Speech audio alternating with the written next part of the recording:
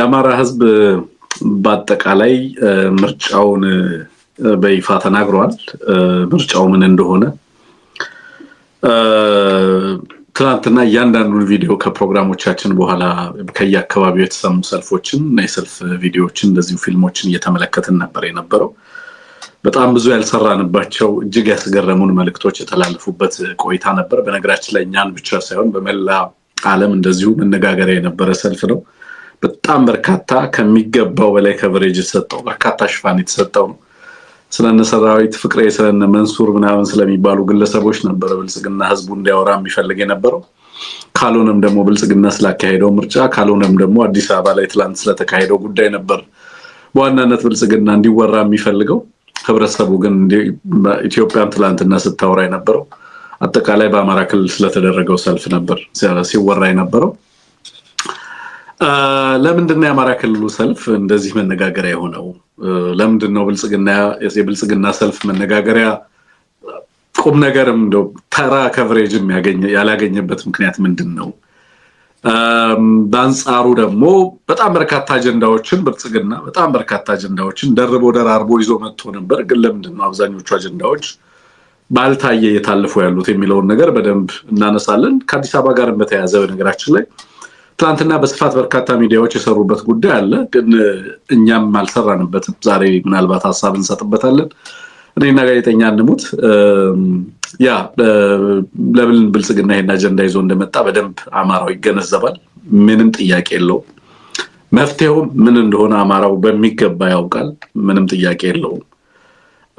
የሌሎች ኢትዮጵያውያንን ምላሽ ለመስማት ነው የምንጠብቀው እንደ አማራ። እውነት ለመናገር በእያንዳንዱ ጉዳይ ላይ አሁን አዲስ አበባ በተመለከተ 3 ሌየር ኦፍ ጋቨርንመንት አላት። ኦሮሚያ የሚባል መንግስት አላት፣ አዲስ አበባ የሚባል ኦሮሚያ መንግስት አለ፣ ፌደራል የሚባል የኦሮሚያ መንግስት አለ። በሶስቱም የሚወከለው አንድ ማህበረሰብ ወይንም ደግሞ አንድ የፖለቲካ ግሩፕ ነው፣ የፖለቲካ ቡድን ነው። ከዛ ውጭ ያለው የኢትዮጵያ ህዝብ ለዕጣ ፈንታው የተተወ ይመስላል። እሱም በተመለከተ እንግዲህ የምናነሳቸው ጉዳዮችም ይኖራሉ። ዛሬ አንደኛው ጉዳይ እሱ ነው። ሌላው ድባቡ ያስፈራል ሲል የአፍሪካ ሪፖርት ሰፊ ዘገባ ይዞ ወጥቷል። አማራ፣ ኦሮሚያና አዲስ አበባ ያለውን ጉዳይ ለማየት ሞክሬያለሁ ነው የሚለው። ምርጫውን በተመለከተ ምንድነው ያለው የሚለውን ነገር ናዝሬት ሄደዋል፣ ከዛ በኋላ ደብረ ብርሃን ሄደዋል፣ በኋላ ላይ ደግሞ አዲስ አበባ ተመልሰው በየአካባቢው ያለውን ህብረተሰብ ለማነጋገር ሞክረዋል። እጅግ አስፈሪ ድባብ በኢትዮጵያ ላይ ሰፍኗል ነው የሚለው ሪፖርቱ። እያንዳንዱ አካባቢ ላይ ያለውን ሁኔታ የታዘቡትን ነገር በደንብ በዝርዝር ይዘው ወጥተዋል። ምን አይነት ሁኔታ ኢትዮጵያ ውስጥ እንዳለ በግልጽ የሚያሳይ ነገር ስለሆነ እሱን እናነሳላችኋለን። ሌላው የቱርክ ደህንነት መስሪያ ቤት ኤምአይቲ አማራን በተመለከተም አጠቃላይ ኢትዮጵያን በተመለከተ ይዞት የወጣው መግለጫ አለ። እሱን አገኘሁት ከዛ ከደህንነት መስሪያ ቤት ወይንም የቱርክ መንግስትን የኢንተለጀንስ ሪፖርት አግኝቻለሁ ሲል ኖርዲክ ሞኒተር ይዞት የወጣው ሪፖርት ወደ እናንተ እናደርሳለን። በተለይ በአማራና በሌሎች አካባቢዎች ያሉትን ሁኔታዎች እንዴት እየገመገመው ነው የቱርክ መንግስት የሚለውንም እናነሳለን። አጠቃላይ ኢትዮጵያ ውስጥ ያለውን ሁኔታ እንዴት እየተመለከቱት ነው የሚለውን ነገር እናነሳለን። በሶማሊያ እንደዚሁ በርካታ ጉዳዮች አሉ። ማምሻውን እንደዚሁ ፕሬዝዳንቱ ከሞርታር ጥቃት ማምለጣቸውን ሰምተናል። ባይዶዋ ተገኝተው ነበር ፕሬዝዳንት ሐሰን። እዛ ከተገኘ በኋላ እንደዚሁ የሞርታር ጥቃት ደርሶበት እንደነበረም ከዛ ማምለጡን ሰምተናል። ሌሎችም በርካታ ጉዳዮች አሉ። በነገራችን ላይ የዚህ የሚሳይል ዲፌንስ ሲስተም ወይንም ደግሞ ኤር ቱ ሚስ አሚን የሚሳይል ዲፌንስ ሲስተም ወይንም የሚሳይል የአየር መቃወሚያ በኢትዮጵያና በሱዳን ድንበር ላይ አገዛዙ እየተከለ እንዳለ ሰምተናል። እሱንም በተመለከተ መረጃዎች ወደ እናንተ እናደርሳለን። ከፋኖ ጋርም ተያይዞ እንደዚሁ በተለይ በርካታ እጅ የሰጡ አመራሮች አሉ። ዛሬም የሚጠበቁ ከፋኖ የአመራር ምደባ ጋር ተያይዞ የሚጠበቁ ዜናዎች አሉ። እሱንም እየጠበቅን ያለንበት ሁኔታ አለ። እሱን እንግዲህ በምናልባት ይሄ ፕሮግራም እየሄደ ወደ እናንተ ሊደርስ የሚችልበት ሁኔታ ካለ እንመለከታለን። እነሱ መረጃዎች ወደ እናንተ እናደርሳለን ማለት ነው። እንደተለመደው ይሄንን ፕሮግራም ሰብስክራይብ በማድረግ ሀሳብ አስተያየቶቻችሁን በማስፈር አብረን እንድንቆይ እፈልጋለሁ። በ723093725 በየሀገሩ ያለውን ድባብ በተለይ ከምርጫ ጋር ተያይዞ የምታጋሩን ነገር በጣም የሚገርም ነገር ነው። በነገራችን ላይ እያንዳንዱ ምትልኩልንን መልእክት እንሰማለን ስለዚህ መልእክቶቻችሁን ላኩልን ዛሬም እንደተለመደው መልእክቶቻችሁን ለአድማጭ ተመልካች መድረስ ያለበትን እናደርሳለን ፕሮግራም መስራት ያለብን ጉዳይ ካለም እንደዚሁ ፕሮግራም እንሰራበታለን ይሄንንም ስለምታደርጉ እናመሰግናለን ግን ይሄን ፕሮግራም ላይክ አድርጉ ፕሊዝ ብዙዎች ጋር እንዲደርስ የምታደርጉት እናንተ ላይክ ስታደርጉና ኮሜንት ስታደርጉ ሰብስክራይብ ያላረጋችሁ እንደዚሁ ሰብስክራይብ አድርጉ አንሙትን ጋብዛለሁ መልካም ቆይታ እንዲሆንላችሁም ከልብ እመኛለሁ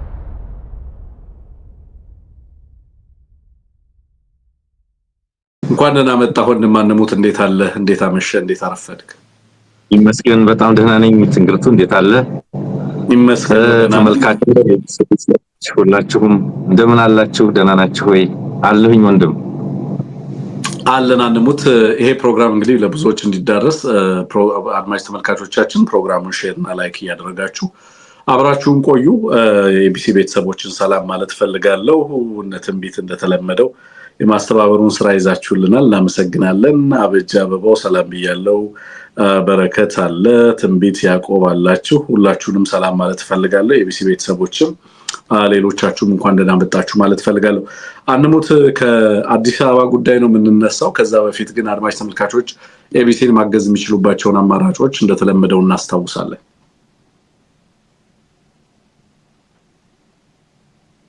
ፊውቸ የምታደርጉት አስተዋጽኦ ብዙ ጠቀሜታ አለው እውነት ለመናገር ስቱዲዮአችንን ያስተካከልን ያለነው ብዙ ነገሮችን ያደረግን ያለነው እናንተ በመታደርጉልን ድጋፍ ነው አንዳንድ ተመልካቾች አንዳንድ የኢቢሲ ቤተሰቦች ደግሞ በጣም ብዙ ነገር ከኛ በላይ የሚያስተውሉ ናቸው ትንግርቱ እንደምታውቀው ሙቀት ሲያስቸግረን ሞቋቸዋልና ምን እናግዝ ብሎ ስቱዲዮአችንን ያስተካክላሉ እንደ አንዳንዶቹም ማለየት ይላሉ ከዛም ማለፍ ያለ ነገር ብዙ ነገር ይሆናልና በላይ በቋሚነት ሳይሰለቹ እኔ አስገራሚ ለጋስነት መመለከትባቸው እነ ዘርፌን እነ ሃክ ሎጂስቲክስ እነ ብርሃኑ እና እነዚህን መሰል በጣም በርካቶች አሉ እውነት ለመናገር እጅግ በጣም ሁሌም እናመሰግናቸዋለን ስለዚህ ኤቢሲ ለመደገፍ የተለያዩ አማራጮች ናቸው ያሉት ስቲከር መግዛት ዩቲዩባችን ጤናው እንዲጠበቅ በጣም ነው የሚያግዘው ምክንያቱም ዩቲዩብ ሪኮመንድ ያደርጋል በብዙ መንገድ ያግዛል ጎፈንድሚ አካውንት አለ በጣም ፓሲቭ ሆኗል ምንም በቃ አይንቀሳቀስ አካውንታችን ነው ሌሎችም አማራጮች አሉ ስልክ ቁጥራችን አለ በዛ በካሻፕ በዜል በብዙ አማራጭ ማገዝ ይቻላል ኤቢሲ ቴሌቪዥንን ማገዝ አለብን በቅርቡ ደግሞ ኤቢሲ ሌላም ፕሮግራም እቅድ ስላለው ወደዛ ለመሄድ ወደ እናንተ መምጣታችን አይቀርም ሁላችሁም ተዘጋጁ ኤቢሲን ለማገዝ በጣም ሰፋ ያለ መርሃ ግብር ይኖረናል ለዛ እንድትዘጋጁ ከወዲሁ ጥቆማ መስጠት እንፈልጋለን ኤቢሲ ጠንክሮ መውጣት አለበት ትልቅ የትግል ሚዲያ ነው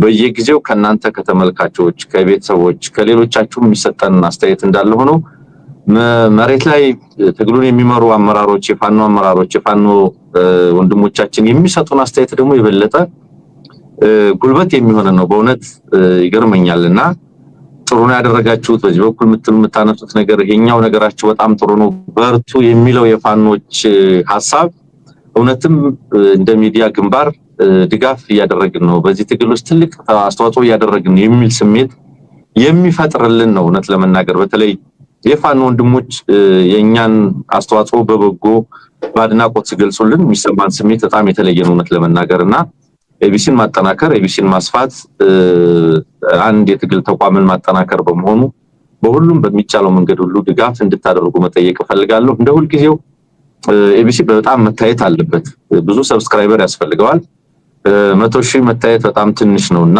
100,000 ሰብስክራይበር ሊኖረው ይገባል ይሄንን እንደ ኤቢሲ ቤተሰብ እንደ ኤቢሲ ተመልካች ልታበረታቱ ለሌሎችም ልትልኩ ይገባል ብዬ ነው ማስበው አንድ ሰው አንድ ሌላ አባል ማይከታተልን አንድ አባል ቢያስገባ ወይም ሰብስክራይብ ቢያደርግ በአንድ ጊዜ ጥፍ እናደርጋለን ማለት ነው እውነት ለመናገር ለምሳሌ እዚህ ቀጥታ ስርጭት ላይ ያሉ በርከት ያሉ በየለቱ 3000 ሰው እስከ 4000 ሰው ይከታተለናል ያ እንግዲህ ግማሹ ሌላ የዛን እኩሌታ የሚሆን ሰብስክራይበር እንዲመጣ ሪኮመንድ ቢያደርግ ብትጋብዙ አንድ ተመልካች አንድ የኤቢሲ ቤተሰብ አንድ አዲስ ሰብስክራይበር ብታመጡና እንትን ብታደርጉ ድጋፍ ቢደረግ ሰብስክራይብ ቢደረግ በአንድ ጊዜ ሚዲያችን ትልቅ ደረጃ ይደርሳል ብዬ ነው ማስበው 80 ሺህ እንኳን አልገባንም እስከዛሬ ድረስ። ስለዚህ 100 ሺህ መግባት አለበት ባጭር ጊዜ ውስጥ። ይሄ እንዲሆን አንድ ቻሌንጅ ሁላችንም እንውሰድ። ሁሉም ተመልካች ሌላ አንድ የኤቢሲ ቤተሰብ ያልሆነ ሰው ሰብስክራይበር እንዲሆን አስተዋጽኦ ብታደርጉ በጣም ጥሩ ነው ብዬ ነው የሚያስበው። ሁላችሁም ሁልጊዜም ስለምታግዙን ኤቢሲን ስለምታበረታቱ እጅግ በጣም እናመሰግናለን። ዮሐንስ ሰይፉ እጅግ በጣም እናመሰግናለን በመልእክታችን መሃል ስለገባ። ሁላችሁንም እናመሰግናለን። ይሄንን ነው ማለት የምችለው ወንድም አለ። አመሰግናለሁ አንሙት። ወደ ጉዳዮቻችን እናልፋለን። አይ ቲንክ በተወሰነ መንገድ እንግዲህ ሪላክስ እናደርግ እስኪ። ዛሬ አርብ ነው እና ቀለል አድርገን እንድናቀርበው ነው ፕሮግራሙን የምፈልገው። በጣም ደስ የሚሉ ነገሮች አሉ አንሙት። በእውነት የአማራን ትንሳኤ እያየን ያለ ነው። እንደዛ ነው የምረዳው እኔ። የሚያኮራ ዘመን ላይ ደርሰናል። በአንዳንድ ጉዳዮች ላይ ፓኒክ አናደርግም እንደድሮ። ለምሳሌ አዲስ አበባ ጉዳይ በፊት ቢሆን በጣም ያስበረግገን ነበር። ይሄን አገዛዝ በደንብ እናውቀዋለን። ከዚህ አገዛዝና ይሄ አገዛዝ ምን ሊያደርግ ህዝባችንን እንደተነሳ እናውቀዋለን። ምን ሊያደርግ ታሪካችንን እንደተነሳ እናውቀዋለን። ምን ሊያደርግ እጣ ፈንታችንን እንደተነሳ እናውቀዋለን። ይሄንንም አገዛዝ ከማወቃችን በመነሳትም ምን አይነት ትግል ማድረግ እንዳለብን ኦሬዲ አስቀድመን ዲፋይን አድርገን የጨረስነው ጉዳይ ነው አይደለም? ምንም ነገር በዚህ ምድር ላይ ቢሆን በኢትዮጵያ ውስጥ የአማራን ህዝብ የሚያስደንቀው እንዳልሆነ በዚህ ሰዓት መታወቅ መቻል አለበት። ይሄንን አገዛዝ እንዴት መታገል እንዳለብን፣ ለምን መታገል እንዳለብን አስቀድመን ለክተን የቆረጥነው ጉዳይ ስለሆነ በየዕለቱ ይሄ አገዛዝ የሚያደርጋቸው ነገሮች የአማራን ህዝብ ትግል righteousness፣ የትግሉን ፍትሃዊነት፣ የትግሉን እውነት፣ የትግሉን ሐቀኝነትና መሰረት የሚያጸና ነው። በየዕለቱ የሚያደርጋቸው ነገሮች፣ በተግባር የሚያደርጋት ነገር እያንዳንዷ ለምን ይሄንን ትግል ይሄ ትውልድ ማድረግ እንዳለበት በሚገባ የሚያረጋግጥ ማፈር ያለበት። ትናንትና አብይ አህመድ ይሄንን ህግ ሲያጸድቅ በፓርላማ እነ ተመስገን ጥሩነህ የሀገር የደህንነት ኮንፈረንስ ብለው በዛ ጉዳይ ላይ ሲመክሩ ነበር። እነ ሬድዋን ሁሴን እና እነ ተመስገን ጥሩነህ የመጡ ስለ አባይ ስለ ወደብ ይነግሩሃል። ላንተ በተጨባጭ ላንተ የሚነገር ወደብ ነው። ኦኬ፣ በተግባር ደግሞ ኦህዴድ የሚሰራው ምን እንደሆነ፣ ምን እያሻሻለ ምን እያደረገ እንደሆነ ኦህዴድና ማን ያውቃል። በኢትዮጵያ ውስጥ አሁን እያንዳንዷ የምትደረገውን ነገር በመገንዘብ ረገድ የአማራ ትግል በትኩረት እያንዳንዷን ነገር የሚያውቅ የሚገነዘብ፣ እንዴትም ማስቆም እንዳለበት በሚገባ የተረዳ ነው አንሙት። ለዚህ ነው አሁን ይሄንን ጉዳይ ተስገብግበን በሰበር ለኢትዮጵያ ህዝብ ልንነግረው አንፈልግም። ምክንያቱም ስንነግረው ቆይተናል። ይሄ ጉዳይ ላለፉት 7 ዓመታት ምን ሲሰራበት ለምን ሲመጣ ሲመለስ እንደነበረ በሚገባ እናውቃለን። አሁንም ለምን እንደመጣና እንደጸደቀ እንገነዘባለን። የፖለቲካ ማህበረሰብ ካልሆንክ በስተቀር ነው ይሄ ጉዳይ ፓኒክ እንድታደርግ የሚያደርግ። ምንም ሳትሰራ ስትቀር፣ በሀገሪቱ ውስጥ ምን እየመጣ እንዳለ ሳትገነዘብ ስትቀር፣ ምንም አቅም የሌለ ሆነ ስትገኝ እንዲህ አይነት ነገሮች ያስበረግጉሃል፣ ያስደነግጡሃል። የኛ ህዝብ ትግል አይደለም ከከተሞቻችን አይደለም ከታሪኮቻችንና ከቅርሶቻችን በህይወት እንድንኖር ጭምር የተፈረደብን ህዝቦች መሆናችንን አስቀድመን ተገንዝበን ለህዝባችን ሰላምና ደህንነት በሀገራችን ውስጥ ጥበቃ እንዲኖረንና እኩል ሰዎች ሆነን በህግ ፊት እንድንተዳደር የሚያስችል ስርዓት በሀገሪቱ ውስጥ ለማንበር የሚደረግ መጠነ ሰፊ ትግል ኦሬዲ አስቀድሞ ተለኩሶ ዛሬ ትልቅ ውጤት እያመጣ ባለበት በዚህ ሰዓት ኦህዴድ ይሄንን ሲተገብር ይሄንን ብቻ አይደለም፣ this is just a beginning አይደለም አንሙት፣ አስቀድመን ብለናል። ይሄን አንደኛው ነው። ምን እስከ ማድረግ ይሄዳል? ሪፐብሊክ እስከ ማወጅ ይሄዳል። የምንጠብቀው ይሄንን ካላደረገ ኦህዴድ አልተሸነፈም ማለት ነው። እኛ በሰፈርነው ልክ ነው እየሄደ ያለው። እስካሁን ፓተርኑን አልሳተም። ይሄዳል በመንለው መንገድ ጎዳና ቀጥ ብሎ እየሄደ ነው። ገና ሪፐብሊክ ያውጃል፣ እናውቃለን እንደሚያውጅም። የማናውቀው ምንም ነገር የለም። ያልጠበቅነው ምንም ነገር እየሆነ አይደለም። ያልሰማነው ምንም ነገር እየሆነ አይደለም። ያልተነገረን ምንም ነገር እየሆነ አይደለም ናው ይሄንን ማስቆም የምንችልበት መንገድ እንዴት ነው አይደለም ዋናው ቁልፉ እሱ ነው ይሄንን አስቀድሞ መጥቶ ለህዝብ መናገር ምን ለማድረግ ህዝቡ ምን እንዲያደርገው አስቀድመን የዚህን ቡድን ባህሪ ተገንዝበን ማን ነው ይሄ ቡድን የሚለውን በሚገባ ተንትኖ ያማራ ህዝብ ታሪካዊ ተጋድሎ እያደረገ ነው ያለው በዚህም አሁን እያደረገ ያላቸው ነገር ይሄ አገዛዝ ዳስፕሬት በሆነ ቁጥር በመየተሸነፈ በሄደ ቁጥር የሚያደርጋቸው ያደርጋል ተብሎ ከሚጠበቁ ነገሮች እነዚህ ነገሮች እያደረገ እንዳለ በግልጽ እየተመለከትን ያለ ነው የሚለው ነገር በደም ማንሳት ያስፈልጋል ያስገረመኝ ግን አንሙት ምንድነው በአዴንና የባዴን ደጋፊዎች ምን ሲሉ አነበብኩ መሰለ በዚህ ላይ ፋኖ የሚያወጣውን መግለጫ እንጠብቃለን ሲሉ ሰማው በዚህ ላይ ፋኖ የሚያወጣውን መግለጫ ለማንበብ ቸኩያለሁ ሪሊ ፋኖ በዚህ ጉዳይ ላይ እና በአማራ ህዝብ ጣፈንታ ላይ አስቀድሞ ወስኖ መሰለኝ ህይወትና በህይወት መስዋዕትነት እየከፈለ ያለው ለምንድነው በአዴን በዚህ ጉዳይ ላይ መግለጫ አቋሙን እንዲገልጽ በጉጉት የማይጠበቀው መንግስት ነኝ ያለው በአዴን ነው በሀገሪቱ ውስጥ ሚና አለኝ የሚለው በአዴን ነው ሌሎች የኦሮሚያ ጉዳይ የኦሮሚያ ንብረት ጉዳይ በአዲስ አበባ ያስጨንቀናል ለህዝባችን ጥበቃ ለማድረግ አዲስ አበባ ፖሊሶቻችንና ሚሊሻዎቻችን ፍርድ ቤቶቻችንን እናስገባለን ሲሉ በአዲስ አበባ ውስጥ ያለው ሌላው የኢትዮጵያን ህዝብ ማን ይጠብቀዋል ፌደራሉም እናንተው የአዲስ አበባ መስተዳደርም እናንተው ኦሮሚያም እናንተው ብሎ የሚጠይቅ ሌላ የፖለቲካ ማህበረሰብ አለመኖሩ እጅግ አሳዛኝ ነው እጅግ አሳዛኝ ነው ሌላው ጠባቂ ያለው ፍርድ ቤት አለው ሌላው ደግሞ ጠባቂ የለውም ፍርድ ቤት የለውም የማንነች ሀገሪቱ የሚለው ነገር በግልጽ እንድታውቁት ይሄም ግንዛቤ ከፈጠረ ጥሩ ነው በያምናለሁ ግን በአዴን ዛሬ ፋኖ የሚያወጣውን መግለጫ መጠበቅ የጀመረበት ደረጃ ላይ ደርሰናል ማለት ነው በትክክልም ማን ኃላፊነት የሚሰማው አክተር እንደሆነ በአማራ ትግል ውስጥ በሚገባ ተግባብተናል ማለት መጠበቁ አንድ ነገር ነው በግልጽ ግን እዚህ ጋር ማስቀምጠው ነገር መግለጫ ምናወጣበት የአማራ ህዝብ ትግል መግለጫ በእያንዳንዱ ጉዳይ ላይ የሚያወጣበት የአማራን ህዝብ ለውና በተመለከተ አስቀድሞ ዲፋይን አድርጓል በዛው ውስጥ የአማራ ህዝብ ባለበት ሁሉ አጋጥሞታል የሚለውን መከራ አደጋ በሚገባ አስቀምጦታል የህልውና አደጋ ነው ያ አደጋ ባህር ዳርና አዲስ አበባ ላይ የሚለያይበት ምክንያት የለም ያ አደጋ ጎንደርና ደብረ ብርሃን ላይ የሚለያይበት ምክንያት የለም አንሙት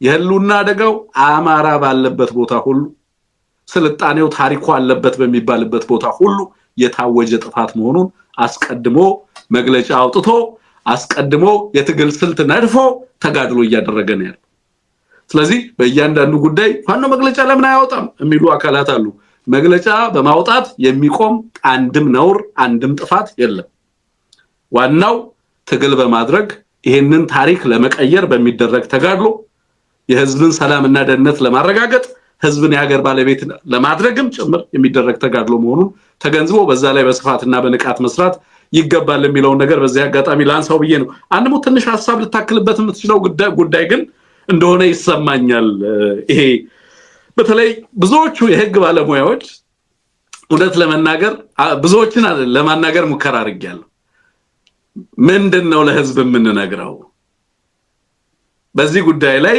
ምንድነው የምትነግሩኝ ነገር ከህግ አንፃር እንዴት ታዩታላችሁ ከሙያ አንፃር እንዴት ይሄንን ጉዳይ የህግ ባለሙያ አይደለንም እኛ በመላ ነው ህግን የምንረዳው ወይ ደግሞ በንባብ ነው የምንረዳው እውነት ለመናገር ኤክስፐርቲዝ ያላቸው ሰዎች በዚህ ላይ ሐሳብ ቢሰጡበት ጥሩ እንደሆነ አምናለሁ በተለይ ደግሞ በህገ መንግስት ጉዳዮች ላይ በፌደራሊዝም ጉዳዮችና በህግ ጉዳይ ላይ ምርምር ያደረጉ ሰዎች ማለት ነው ግን ያስገረመኝ ነገር አብዛኞቹ የህግ ባለሙያዎች ይሄን ጉዳይ ሳነሳላቸው የሚያነሱልኝ የጁሪስዲክሽን ኮንፍሊክት አብዛኞቹ የሚያነሱልኝ የጁሪስዲክሽን ግጭት አዲስ አበባን በፌደራሉና በኦሮሚያ መካከል የሚመጣውን ጁሪስዲክሽናል ኮንፍሊክት ነው የሚያነሱልን አብዛኞቹ በጣም ግን መሰረታዊ የሆኑ ጉዳዮች ተስተዋል የሚለውን ነገር ተተነው ማለት ነው ስለዚህ ብዙዎቹ ኢትዮጵያ ውስጥ ያሉ የህግ ባለሙያዎች ቢያንስ አሁን ላይ ባለው ሁኔታ እንዲያወሩ የሚፈቀድላቸው በተወሰኑ ጉዳዮች ላይ ነው ማለት ነው አንሙት ቢያንስ ጁሪስዲክሽናል ኮንፍሊክቱን ነው እንዲያወሩ እየተፈለገ ያለው ብዬ ነው ማስበው። ግን ይሄንን አገዛዝ በተመለከተ ድርጊቱን በተመለከተ ውሳኔዎቹን በተመለከተ ምንም ብንከራከር በህጋዊ አሰራርና ህገ መንግስታዊ ይሄ ሌጋል ኢንተርፕሪቴሽን እና ሌሎች ነገሮችን አድርገን ይሄን አገዛዝ ከዚህ ጥፋት መንገዱ እናስቆመዋለን ወይ? ምንም ጊዜያችንን ማባከን የለብንም። ይሄንን አገዛዝ በተመለከተ አንድ በጋራ ያዝነው አቋም አለ። እሱም የአማራ ህዝብ መንገድ ነው። የአማራ ህዝብ መንገድ ኢትዮጵያንም አገዛዙንም ሀገርንም ከጥፋት ይታደጋል ብለን በተደጋጋሚ የምንናገርበት ምክንያት ይሄው ነው። ኤኒዌይ አንሙት እዚህ ላይ ሐሳብ ብታክልበት ደስ ይለኛል። ወደ ሌሎች ጉዳዮቻችን ከማለፋችን በፊት መልካም እንግዲህ አብዛኛው አንዳንዱ ሰው ከህግ አኳያ እንዳልከው ተገቢነት የህግ አሰራር የሚፈጠሩ ችግሮች እንደዚህ አይነት ማብራሪያ ውስጥ ነው ያለው። አጠቃላይ ትልቁን ስዕል የመዘንጋት እና የህግ ኢንተርፕሬቴሽን ውስጥ የመዘፈቅ ነገር አለ። ጉዳዩ ከዚህ ቀደምም ስንለው እንደነበረው አዲስ አበባን የመጠቅለል አዲስ አበባን የመሰልቀጡ ፕሮጀክት አካል ነው። የዛ ፕሮጀክት አካል ቀስ ከታከለ ኡማ እስከ አዳነች አበቤ ከተማው ላይ በግልጽ ፕሮግራም ወጥቶለት ጠቅላይ ሚኒስትሩ የኦሮሚያ ኦህዴድ ፕሮግራም አውጥቶ ያስፈጸመው ያለ የጥቅለላ አጀንዳ እያንዳንዱ ተግባር እዛ ከተማ ውስጥ የጥቅለላ አጀንዳው አካል መሆኑን ሰው አልተገነዘበው። ዛሬ እነሱም የደነገጡ ይመስለኛል። እንዴ ይሄንን አዋጅ አውጥተን እንዲህ አይነት ውሳኔ ያሳልፈን እንዴት የአዲስ አበባ ህዝብ ዝም ብሎተኛ እንዴት ሌላው ዝም ብሎተኛ ብለው እነሱም የደነገጡ ይመስለኛል፣ እየገረማቸው ይመስለኛል። እነሱ ግን ቀስ በቀስ በጣም ስልታዊ በሆነ መንገድ ከተማው በግዴታ ቋንቋ እንዲያስተምር በማድረግ ከተማው ሰው እንዳይገባበት የገባ እንዲወጣ በሚያደርጉ አሰራሮች ከተማ ውስጥ ያለ ነዋሪ ጥሎ መውጣት የሚችልባቸውን ከኑሮና ከሌሎች ሁኔታዎች ጋር ሁኔታዎችን በመፍጠር አዲስ አበባን ኢሬሌቫንት እናረጋታለን እንደተባለው አዲስ አበባ መምጣትና መኖር እንኳንስ መጥቶ መኖር መጀመሪያውን ከተማው ላይ የሚኖርም ለቆ እንዲወጣ የሚያደርጉ እጅግ አስከፊ እና ምናቃቸው በጣም በርካታ ህጎች ከመሬት ጋር ከቤት ጋር ከታክስ ጋር በጣም በርካታ አዋጆችን ሲያስፈጽሙ ነው የቆዩት። በኮሪደር ልማትም ስንቱን ጠርገው አባረሩ። በወንዝ ልማትም ወንዝ ዳርቻን ተከትሎ የኖረ ነባር የከተማዋን መስራች ማህበረሰብ እንዴት አድርገው እንዳነሱት የሚታወቅ ነው። የከተማዋ ነባር ማህበረሰብ፣ የካሳንቺስ ማህበረሰብ፣ የፒያሳ ማህበረሰብ፣ የአራት ኪሎ ማህበረሰብ፣ የፈረንሳይ አካባቢ በጣም በርካታው አካባቢ ላይ እንዴት አድርገው ጠርገው እንዳወጡት የሚታወቅ ነው። ስለዚህ የልዩ የመስራችነትና የባለቤትነት ስሜት የማይሰማው ማህበረሰብ እንዲሆን አድርገውታል። ስለዚህ በጣም በርካታ ስልቶችን በተለያየ ጊዜ በተደጋጋሚ እየፈጸሙ እየሰሩ የመጡ ሰዎች ናቸው። የጣሪያና የግድግዳ የመሬት የሊዝ የምናምን እየተባለ የታክስ አይነት ነዋሪ እንኳን ጥሎ እንዲወጣ ለማድረግ መኖር የማይቻልባት የዓለም ቁጥር 1 ውድ ከተማ ስለሆነም ጥለህ የምትወጣባት እንጂ የምትመጣባት እንዳትሆን በማድረግ ወይራስ በእነሱ በኩል ደግሞ ቤት በህዝብ ገንዘብ የተሰራ ቤት የኔ ለሚሉት እያደሉ በባለሀብቱ አፓርታማዎች ቤቶች እያሰሩ ባይዘው በጣም ብዙ አፓርታማዎች እንደዋዛ የተሰሩ ነው ያለቁ ቤቶች አሉ። እነሱ እናዳነች የሚያሳዩት የሆኑ ደካማ አቅመ ደካማ ብለው ነው የተወሰኑ ሰዎች ለእንባ ለስሜት የሚቀርቡ ለሾው የሚመቹ ነገሮችን ያሳዩዋል። 100 ቤት ተመርቆ 3 ደካሞችን ካሳዩ በኋላ ሌላው ለማን ተሰጠ በምን መስፈርት ተሰጠ ማን መለመላቸው እንዴት ተመለመሉ ፍትሃዊነት ሌሎች ጥያቄዎች ልጅ ውስጥ አይገቡ። ዲሞግራፊን ቀይራለን ብሎ ለማ መገርሳ ይናገሩ የነበረው ነገር አሁን በተግባር እና አብይና እናዳነች በስ ላለፉት 6-7 አመታት አግሬሲቭሊ እየተሰራበት ያለው በህዝብ ገንዘብ የተሰሩ ኮንዶሚኒየም ቤቶች ለፈለጉት ሰው በፈለጉ ሰዓት ታድለዋል። የኪራይ ቤቶች አስተዳደር የሚባለው በፈለገው ጊዜ የፈለገውን ቤት ለፈለገው አካል እንዲያድል ተደርጓል። ስለዚህ ማን ይኖራል ያለ ቤት ኪራይ ማን የቤት ኪራይ አስመርሮት ይወጣል የሚለውን ወስነውበት ሲያስፈጽሙት ነው የቆዩ። አሁን ያደረጉት ደግሞ የዚያ ቅጥያ ነው። አሁን ከህግ አኳያ የአዲስ አበባን ፖሊስ የኦሮሚያን ፖሊስ የፌደራልን ፖሊስ አንድ ከተማ ላይ አንድ ወንጀል ላይ ቢገናኙ ማን ይከሳል? 3 ፍርድ ቤት 3 ፖሊስ 3 ጸጥታ አካል። ስለዚህ ይሄንን ማብራራቱ አይደለም ትልቁ ዓላማቸው ይሄ ነው። ይሄንን ዓላማ እንሽከመዋለን ሶስት አይደሉም ነው እኔ ደግሞ የኔ አርጊውመንት ሶስቱ በሰዎች ጭንቅላት ውስጥ የተፈጠረ አናሊቲካል ፍሬም ነው እንጂ አክቹአሊ አንድ መንግስት ገባ ፌደራል የሚባል መንግስት የለም ገባ አዲስ አበባ የሚባል መስተዳደር የለም ኦሮሚያ የሚባል ራሱ ነው ሁሉ ገብቷል like don't tell me that they are three የሰውን ጭንቅላት ማኒፑሌት የሚያደርጉበት መንገድ ነው ገብቷል አይደል አንሙት ማለት አሁን እኔ አዲስ አበባ ውስጥ ስለሚደረግ ነገር ምንም እንደዚህ እየተደረገ ነው ግፉን ምናምን የማውራት ፍላጎት የለኝም እውነት ለመናገር ምን መደረግ እንዳለበት በሚገባ ያውቃል የአማራ ህዝብ ነው ማለት ለዚህም የአማራ ህዝብ የመረጠው የትግል መንገድ አለ በቃ እዛ ላይ ነው ፎከስ ማድረግ የምፈልገው አዲስ አበባ ላይ አሁን ስለ jurisdictional conflict ላወራ ምናምን ስለ ህገ መንግስት ኢንተርፕሪቴሽን when the law is clear እዛ ላይ ግዜን ማካከን አልፈልግም ገብቷል ግልጽ በሆኑ ጉዳዮች ላይ አገዛዙ የወሰደውን አቋም እናውቀዋለን ነው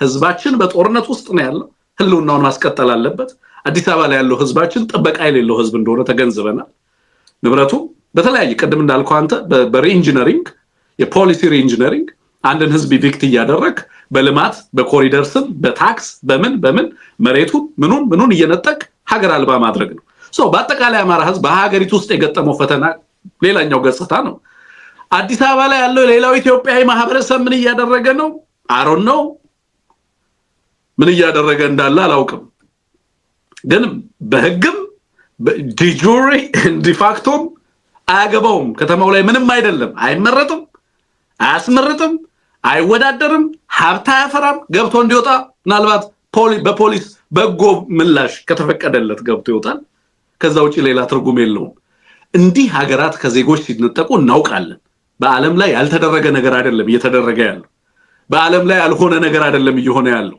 ያልተነገረን ነገር በተግባር ያልተፈጸመና ያልተናገርነው ነገር አይደለም እየሆነ ያለው ሰርፕራይዝድ ሆነናል ወይ አሁን በሆነው ነገር እኔ በግሌ አልሆንም ለምን ይሄንን አውቃለሁ ለዚህ ነው መታገለው ስለዚህ ታግለን ይሄንን እንደምንቀይር እናውቃለን እንደ ህዝብ አሁን ላይ ሐሳብም ማስተያየትን ብንሰጥበት የህገ መንግስትና የፌደራሊዝም ትንተና ብናቀርብ የጁሪስዲክሽናል እና የህግ ጉዳዮችንና ትንተና ውስጥ ብንገባ ምን ፋይዳ አለው ማን ሊሰማ የትኛው ተቋም ሊሰማ ማን ሊሞግት ማን ሊያስቆመው nobody can stop this ማንም ሪፐብሊክ ቢያውጁ ማንም ማያስቆማቸው ለዚህም ነው እኮ ምንም ብናደርግ ሀገሪቱን ማንም ሊያስቆመን አይችልም ያሉት የሀገሪቱ ህዝብ እንዳልተደራጀ ስለሚያውቁ ንቀውት ነው አዲስ አበባ ህዝብ አሁን ህዝብ እንለዋለን እንጂ ህዝብ አይደለም በኔ ግንዛቤ ህዝብ አይደለም የሰዎች ጥርቅም ነው እንጂ ህዝብ አይደለም ህዝብ መደራጀት አለበት ህዝብ የፖለቲካ ጥቅሙን ማስላት አለበት ህዝብ ወኪሎች ሊኖሩት ይገባል ህዝብ በህግ መወከል አለበት በህግ የማይታወቅ ህዝብ አይደለም ጥበቃ የሌለው ህዝብ አይደለም ሶ አዲስ አበባ ውስጥ ገብቶ ከሚወጣው ከሌላው ስትሬንጀር የተለየ አይደለም አዲስ አበባ ውስጥ የሚኖረው ነው አሪያንሙት ሚናው የመንግስትን ሰልፍ መሰለፍ ብቻ ነው ከዛ ውጪ መመረጥም ሀብት ማፍራትም አይችልም ከፈቀዱለት ብቻ ይኖራል ካልፈቀዱለት ይፍቁታል ታሰጥ ይሄ ህይወት ነው ወይ አይደለም ይሄ ኢትዮጵያዊ ዜጋ ነኝ ሊል የሚችልበት ሁኔታ ነው ወይ አይደለም ይሄንን ኮርስ ኦፍ ሂስትሪ እንቀይር ወይስ አንቀይር ተስማምተነው እንኑር ከዚህ ጋር ወይስ አንኖርም እንዳማራ አቋም ይወሰድንበት የምንታገለው ጉዳይ ነው የምንታገልበትን መንገድ አስቀድሞ ህዝባችን አውቆ ዋጋ እየከፈለለት ነው ያለው ከዚህ ጋር ተስማምቶ ለመኖር የሚፈልግ አካል መገበር አለበት ያንን ግብር መክፈል አለበት ምርጫው ነው it's a choice ሶ ለዚህ ነው በነገራችን ላይ ይሄ ጉዳይ አሁን ስለ ልዩ ጥቅም እናንሳ ሲጀመር ኦሮሚያ ምን ይሰራል አዲስ አበባ ውስጥ ለምሳሌ አዲስ አበባን ንብረት ምናምን ነገር የኦሮሚያን ንብረት በአዲስ አበባ ውስጥ ለማስተዳደር የኦሮሚያን ጥቅሞች ለማስጠበቅ በአዲስ አበባ ውስጥ እንደዚህ ሶ ሌጋል ይሆን ኮንስቲቱሽናል ይሆኑ ጉዳዮችን አንስተን አሁን እዚህ ጋር ብናወራው ምን ፋይዳ አለው ምክንያቱም ተቋም ቢኖር ሀገሪቱ ውስጥ ይሄንን ጉዳይ በቀጥታ የህግ ባለሙያዎች ሊጨርሱት የሚገባው ጉዳይ ነበር ግን ሀገሪቱ ውስጥ የህግና የፍትህ ተቋማት የሉም የዲሞክራሲ ተቋማት የሉም ህገ መንግስቱን በተመለከተ የሚፈጠሩ ጋፖችን ለመሙላት የሚያስችል ህጋዊም ተቋማዊ ማሰራር ሀገሪቱ ውስጥ በሌለበት ሁኔታ ማን ነው የሚዳኘን የህዝብ ትግል ነው የሚዳኘን ታሰድ ይሄንን እነሱም አውቀውታል ማንንም እንደማያስቆማቸው አውቀውታል እነ ተመስገን ጥሩነህ የሚባሉትን እነ ሬድዋን ሁሴን የሚባሉትን ሂዱና ስለ ሀገር ደህንነት ምከሩ አሏቸው እዛ ሄደው እነሱ ስለ ቀጠናው ሰላምና ደህንነት እየደሰኮሩ ነው እነሱ ደግሞ በፍርድ ቤት የሚፈልጉትን ነገር ያስፈጽማሉ ስትፈልግ በጦር ቫዮለንስ ተጠቀማለህ ስትፈልግ ህጋዊ አሰራርና ማሻሻያን ተጠቀማለህ በፈለከው መንገድ አንተን ፍላጎት በሀገርና በህዝብ ላይ ትጭናለህ ስትፈልግ በዚህም ያልተሳካ ካለ ናሽናል ዳያሎግ አለ እሱንም ተጠቀማለህ ናሽናል ዳያሎግ ካልመለሰው ጦርነቱ ይመልሰዋል ጦርነቱ ካልመለሰው ፓርላማው ይመልሰዋል ፓርላማው ካልመለሰው ሰርቀህ ግግም ትላለህ ማን ምን ያመጣል እንደዛ ሆናለች እኮ ሀገሪቱ በቃ በዚህ አይነት ሁኔታ ውስጥ ነው ያለነው ሳድ ስቴት ኦፍ አፌርስ ያለው ነገር ብቸኛው አማራጭ የህዝብን ትግል አጠናክሮ የአዲስ አበባ ልጅ ነኝ እንደዚህ ነኝ እያሉ በመጻደቅ ዋጋ የለውም አሁን የአዲስ አበባ ሶስቱም የአዲስ አበባ መንግስታት ፌደራሉ ኦሮሚያ ነው አዲስ አበባ አስተዳደሩም ኦሮሚያ ነው ኦሮሚያ ነው ለሰድ አዲስ አበባ የሚባልና የአዲስ አበባ ህዝብ የኢትዮጵያ ህዝብ የሚባል ኢንትረስት የለም በህግም በምንም ተፈቋል ፕራክቲካሊ ሶ ከፈለገ ሀገር እንዲኖረው የሚፈልግ ከሆነ ይታገላል አይ ከዚህ ጋር እኖራለሁ ካለ ታፈንታው የምርጫው ጉዳይ ነው የራሱ መብት ነው መብቱን ልታከብርለት ይገባል እንደ አማራ ነው ማወራው እንደ አማራ ይሄ ጉዳይ አስቀድሞ አቋም የተያዘበት ነው ምን እንደሚደረግም የአማራ ህዝብ ያውቃል ቀጥሎ ምን እንደሚደረግም ያውቃል ለዚህም ማድረግ ያለበትን ትግል ወስኖ እየታገለ ነው ያለው በዚህ ነው እንድንቋጨው የምፈልገው አንሙት አንተ ሐሳብ የምትጨምርበት ከሆነ ግን ጨምርበት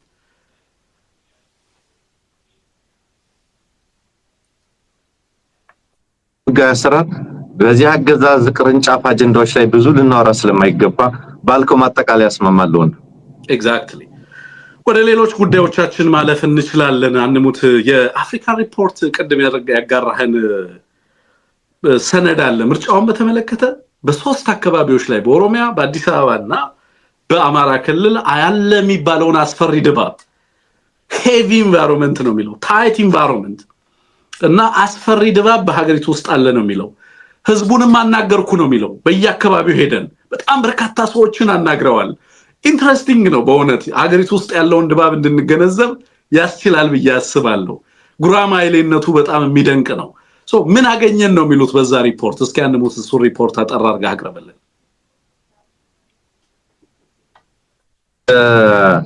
የአፍሪካ ሪፖርት ይዞት የወጣው ጽሁፍ የኢትዮጵያ ምርጫ ብሎ እንግዲህ ያገዛዙን ድራማ ድብታ ያዋጣው እንደሆነ ቢገልጽ ነው ድብታ ያዋጣው የተጋጋለ እንዳልሆነ የሚያሳይ ነው ለምን የሚለውን በርግጥ በብዙ መንገድ በተለይ ከፖለቲካ ኤንቫይሮንመንት አቋያ ሊመለከቱት ይገባ ነበር ብዬ አስባለሁ ሁሌ መጠቃቀስልህ የዚህ የሎያል ኦፖዚሽን ፓርቲና ራዲካል ኦፖዚሽን ፓርቲ ብሎ አገዛዙ የፈቀደላቸው የሚሳተፉበት አገዛዙ ያልፈቀደላቸው የሚባረሩበት የፖለቲካ ድባብ መኖሩን በአግባቡ ማስቀመጥ ተገቢ ነው ነገር ግን አሁን ተቀባይነት ማጣቱ ትርጉም ማጣቱ ከኢትዮጵያ ድንበር መሻገሩ አንድ ትልቅ ቁም ነገር ነው የትናንትናው ሰላማዊ ሰልፍም ያረጋግጠው እሱ ነው ዓለም እሱን አይቷል ደንግጧል እነዚህ የመሰሉ አህጉር አቀፍ ሚዲያ ተቋማት እየታዘቡ ነው ኦሮሚያ ላይ ማመንታት አለ ተሳትፎ ቢኖርም ከፍተኛ ሆነ ማመንታት አለ በማመንታት participation with hesitation በዛ መንገድ የሚደረግ እንደሆነ ተሞክሮችን ከተማዋን ዞር ብሎ ተመልክቶ ለመቃኘት ሞክሯል ሄሲቴሽን ምክንያቱም አስገዳጅ ነገሮች አሉ ተሳተፋለ ካርድ በግድ ግዛ ተባላለ ነገር ግን ሰው ጄኒን የሆነ ለውጥ ስለሚመጣ ስርነቀል ለውጥ ስለሚመጣ እንደዚህ ያለ ነገር ስላለ አይደለም አገዛዙ ምን ያህል የፖለቲካ ድባቡን ተቆጣጥሮ ሌላውን አባሮ ተፎካካሪዎችን አባሮ ከጨረሰ በኋላ የቀሩትን እና ዝም ያሉትን እንኳን ሳይቀር በገንዘብ ልግዛችሁ በገንዘብ ወንበር ልሽጥላችሁ ይሄን ያክል ገንዘብ ልስጣችሁ ተሳተፉ ይሄን ያክል ወንበር ሰጣችኋለሁ ያለ እየተሳተፈ እንደሆነ የሚያሳይ ነው ኢህአፓ አረጋግጠናል ነው ያለው አገዛዙ ለፓርቲዎች ወንበር ደልድሎ ገንዘብ ያደለ መሆኑን የተመለከተው መረጃ ተጨባጭ እንደሆነ የሚያሳይ መግለጫ አውጥቷል አማራ ክልልን በተመለከተም ሪፖርቱ ላይ እምነት እንደሌለ distrust and disengagement እንደውም ይሄ ጽሁፍ የትናንትናውን ሰልፍ አይተው ቢያወጡት እንዴት ጥሩ ነበር። እምነት የለም ሚታመን አንቀበለውም አይቀበለውም የሚለው ነገር በግልጽ ወጣ ነው። ህዝብ ተሰልፎ እሱን ያሳየበት ነው። ዲስኢንጌጅመንት አለ። ስለዚህ ካድሬ ነው የሚመርጠው ሞስት ፕሮባብሊ የባዴን ካድሬ ሊመርጥ ይችላል። ከዛ ያለፈ ነገር የለም። የሲቪል ሰርቫንቱን እያስገደዱት ነው። ምርጫ ካርድ ወስደ ምርጫውን ቤት አስቀምጥ ካርዱን ቤት አስቀምጥ እየተባለ ነው። እሱን አድርገው እንደው የዛች ቀን እንደተወሰነ የተሰለፈ ሰው ለማሳየት እንደሚታገሉ ይታወቃል። ቁም ነገሩ ግን ጥሩ አገላለጽ ነው። ዲስትረስት ኤንድ ዲስኢንጌጅመንት አይሳተፍም ከዚህ ጉዳይ ጋር ከዚህ ሂደት ጋር ተቆራርጧል እምነትም የለውም የሚለው አማራ ክልልን የገለጸበት ስለሆነ በጣም ገላጭ ነው ብዬ ነው መገነዘበው። አዲስ አበባ የተከፋፈለ አይነት ዲቫይድድ ፐርስፔክቲቭስ አሉ ነው የሚለው። ይሄን ምርጫ በተመለከተ አዲስ አበባ ላይ ዲቫይድድ ፐርስፔክቲቭስ በአንድ በኩል በአገዛዙ ጫና በኑሮም ጫና በአስገዳጅ ሁኔታዎች ሊሳተፍ የሚችልና የሚፈልግ ማህበረሰብ ወይም አካል አስገዳጅ ስለሆነ አንድ ነገር ነው። ተቀባይነት እንደሌለው ሊታመን እንደማይችል ጄኒን የሆነ ዲሞክራሲ መድረክ እንዳልሆነ ጄኒን የሆነ ለውጥ ሊመጣበት የሚችልም እንዳልሆነ ተሳትፎ የሚባለው ነገርም አርቲፊሻል እንደሆነ አገዛዙ የፈለጋቸውን ሰዎች አጭቶ ወንበር ባዶ ትቶ እነሱን ባቀረበበት እጩ ሳያቀርብ እነማን መግባት እንዳለባቸው ከወዲሁ ጨርሶ ጽሁፉም ይላል ያለቀለት ጉዳይ ነው። ውጤቱ ራሱ ያለቀለት ጉዳይ ነው። አገዛዙ ካለው ማቅረብ ቁጥጥር ብቻ አይደለም አጠቃላይ ነገሩ ሂደቱ ያለቀለት ነው ያለ የሚያስቀምጥበት ነገር አለ። ቁም ነገሩ ምንድነው? ተቀባይነት የሌለው ክሬዲቢሊቲ ተቀባይነቱ ተአማኒነቱ የወደቀ የይስሙላ የሚለው አይገልጸውም። የይስሙላማ እስከዛሬም የይስሙላዎች ነበሩ። ይሄኛው በጣም ለየት የሚያደርገው ደግሞ ያለቀ ቀድሞ ያለቀ መሆኑ ነው። በነገር ላይ ከዚህ ቀደም አንስተናል። ኢህአዴግ ከመፍረሱ በፊት አብይ እንደተመረጠ ብታግዙኝ ነው የሚሻለው አፍሪካ ውስጥ ነው ያለው ትግኒ ምርጫ እንደሆነ አጭበርብረን ማለፍ እንችላለን። ይሄንን ቃል በቃል እሱ ያለው አጭበርብረን ማለፍ እንችላለን ብታግዙኝ ነው የሚሻለው አፍሪካ ውስጥ ነው ያለነው። በዚህ ደረጃ ያሳነሱት የናቁት አሁን የህዝብ ድምጽ ህዝብ የመወሰን መብት አለው። አንደኛ መምረጥን ከመብት አቋያ አይደለም ያዩት። መድረኩን ከዘጉ በኋላ ተሳታፊዎችን ከዘጉ በኋላ ካባረሩ ምናምን ካደረጉ በኋላ የሚወዳደር ሆነኛ ሰው ህዝቡ እምነት ሲያጣ መምረጥ መብት ሳይሆን ግዴታ አደረጉ። በየመስሪያ ቤቱ በየሰፈሩ በየካድሬ ሲሉ እየተሰራ ያለው ይሄ ነው። ምርጫን ግዴታ መምረጥን ግዴታ አደረጉ። አንድ ቢኮዝ የሚመረጥ እንደሌለ ያውቃሉ። ለመምረጥ እኮ አማራጭ ያስፈልጋል። የራሱ ሃይኮፒዎች ናቸው እኮ አብሮት የሚሮ አሯሯጮቹ ናቸው። እነሱን አስቀምጠው ነው ምረጡ ይላል። ስለዚህ ምርጫን ግዴታ አደረገው። በየመስሪያ ቤት የመንግስት አገልግሎት የምርጫ ቅድመ ሁኔታ አደረገው። ቀድሞ ያለቀለት ድራማ ነው። ተቀባይነቱ የሞተ ነው።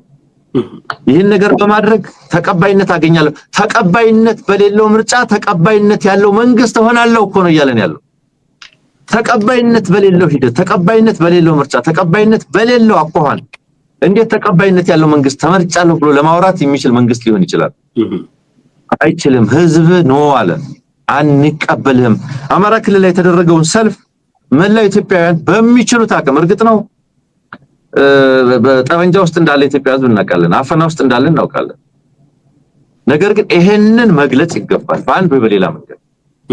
ይሄንን አቋም አማራ ላይ የተካሄደውን ሰልፍና አቋም ሌላውም እንደሚጋራው ማሳየት ማንጸባረቅ በጣም ተገቢ ነው የሚል አታይነ ያለኝና ምናልባት እነዚህ ነው ላነሳ የምችለው። የዚህ አፍሪካ ሪፖርት ላይ አንሙት ያስገረሙኝ ነገሮች አሉ። በሶስት አካባቢዎች ላይ ያለውን የማህበረሰቡንም የአካባቢው ላይ ያለውንም ድባብ ነው ለማንሳት የሞከረው። በአማራ በኦሮሚያና በአዲስ አበባ በአማራ ላይ ያሉ አናገርኳቸው ያላቸው ሰዎች ከተናገሯቸው ነገሮች ለምሳሌ የደብረ ብርሃን ነዋሪ የሆኑትን ሰው ይጠቅስና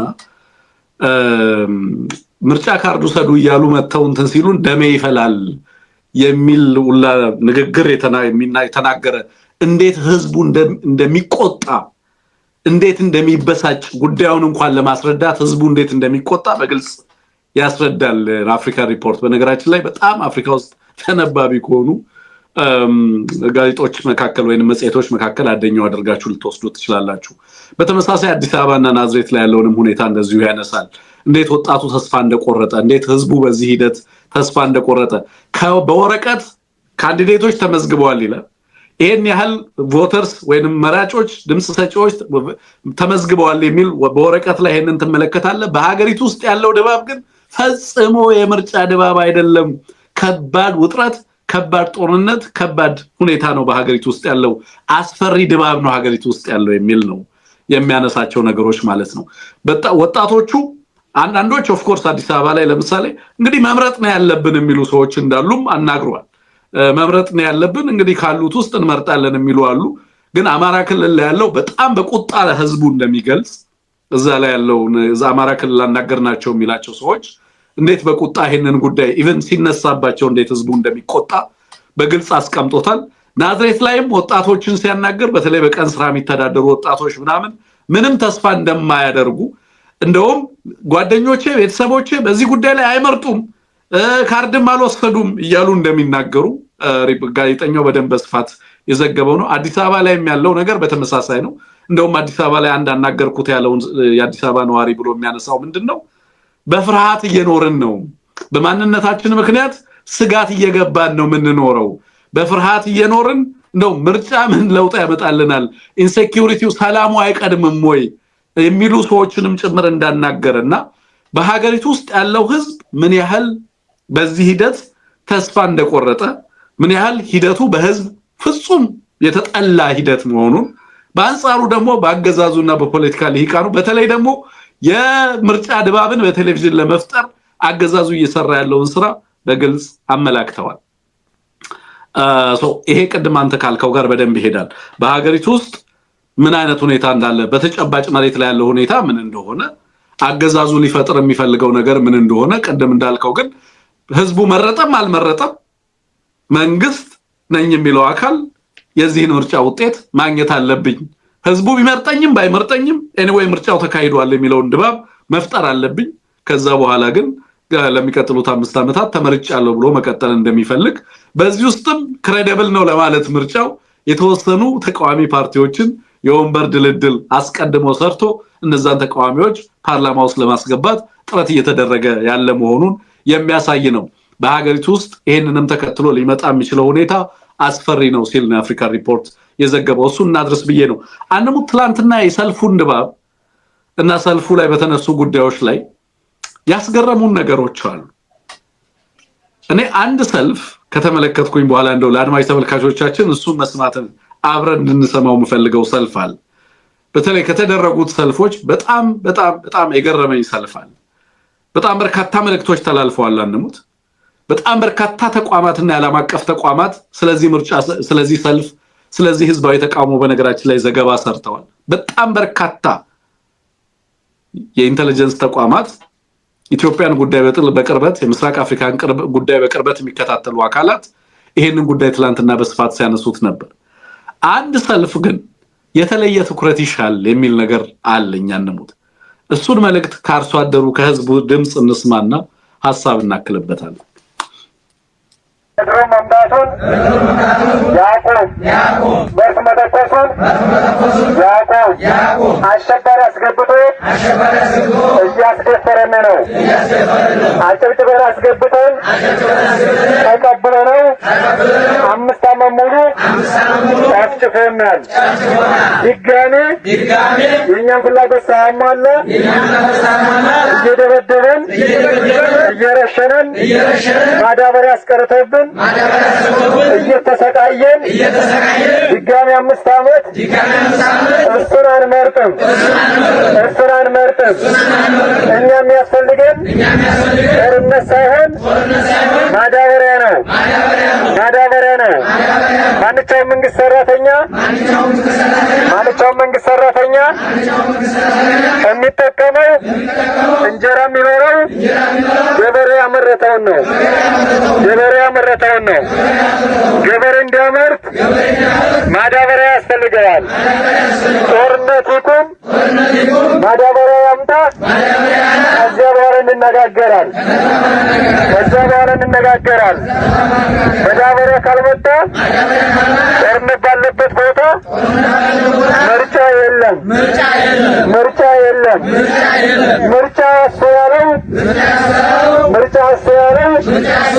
እስካሁን ድረስ ስላልጨረሰን 5 ዓመት ስለሞላበት አጭበርብሮ አሁንም ድጋሚ 5 ዓመት የቀረው አማራ አይታረድም። የኢትዮጵያ ሕዝብ እንጀራ ቤት የሚያድረው ከገበሬዎች ነው። ገበሬ ካላመረተ እንጀራ መብላት ዳቦ መብላት የለም። ስለዚህ በአንድም በሌላም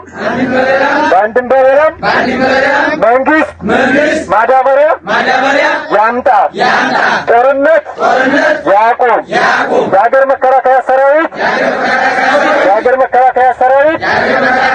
የሀገር ዳር ድንበር የሚጠብቅ እንጂ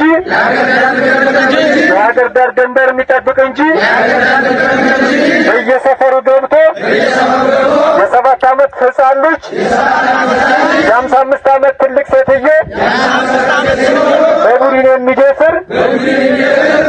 የሚደፍር ክብር የሚያዋርድ አይተንም ሰምተንም አናቅም።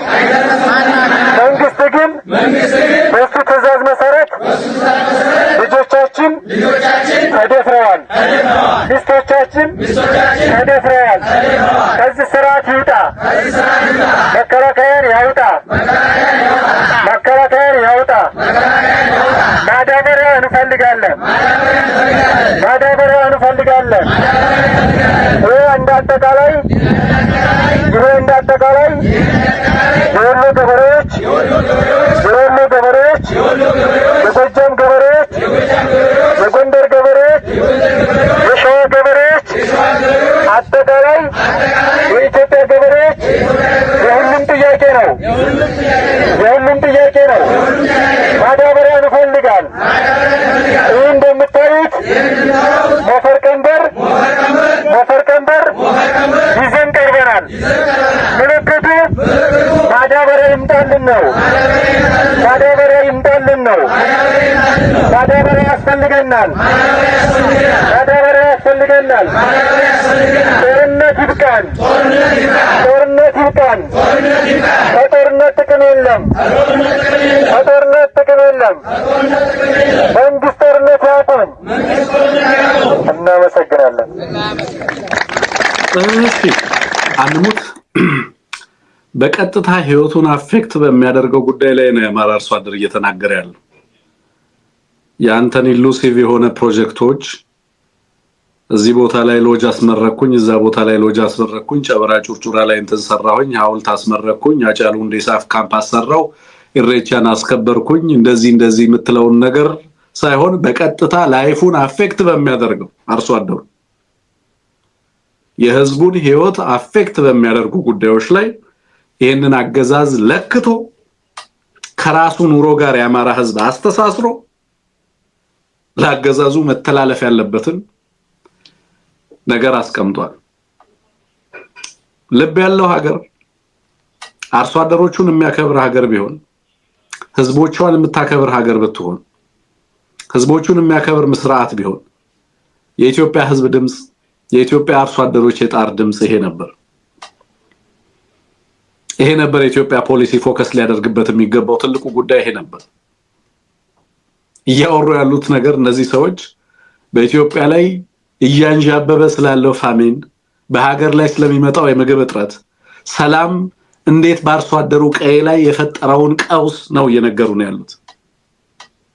this should have been የሀገሪቱ ፖሊሲ። ለዚህ ህዝብ ሰላም ሰጥቶ ይሄ አርሶ አደር ምርታማነቱን አሳድጎ የሀገሪቱ ህዝብ ጠረጴዛ ላይ ምግብ የሚቀርብበትን ስርዓት ነበር መፍጠር የነበረበት። ለዚህ ህዝብ ምን ላከለት? የጦር መሳሪያ። በቡድን የ7 ዓመት ህፃናት የሚደፍር ወታደር ላከብን ነው የሚሉ አርሶ አደሩ። የ50 ዓመት እናቶችን የሚደፍር በቡድን የሚደፍር ወታደር ላከብን ነው እያለ ያለው አርሶ አደሩ።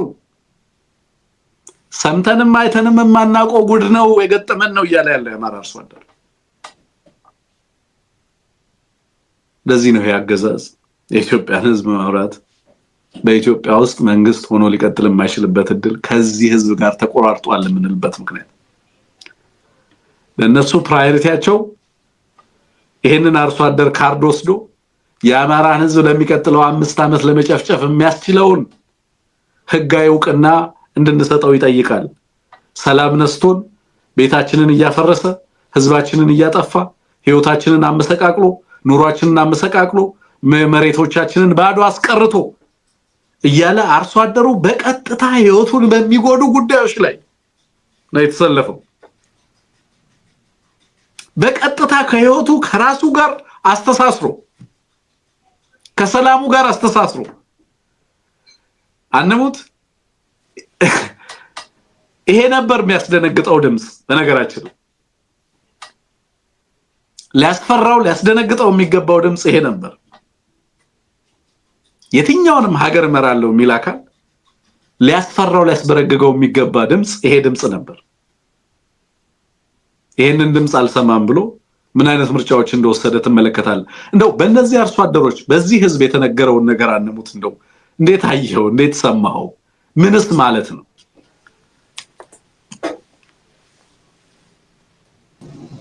መልካም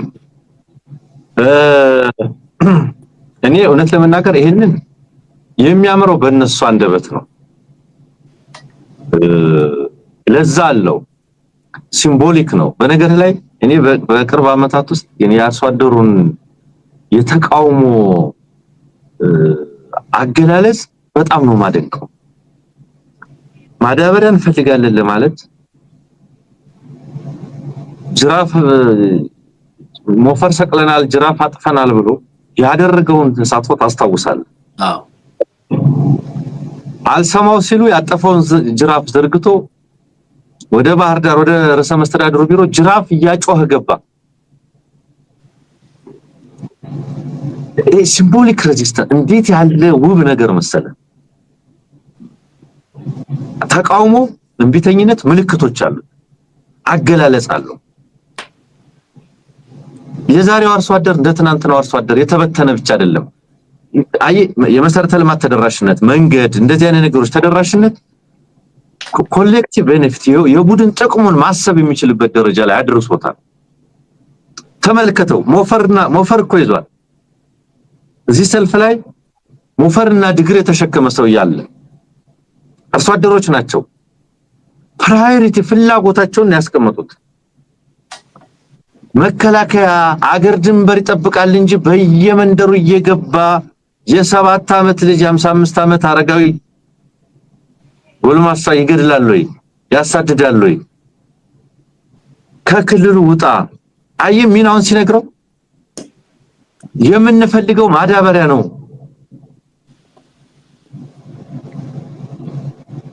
አፍተር ኦል ቀደምም አፍሪካ ሪፖርት ላይ ስናየው ምርጫ ለመምረጥ የምን ምርጫ ይላል አንዱ ሰው። የምን ምርጫ ነው? ማንን ከማን ነው የምንመርጠው እያለ የሚናገረው ነገር ነበር።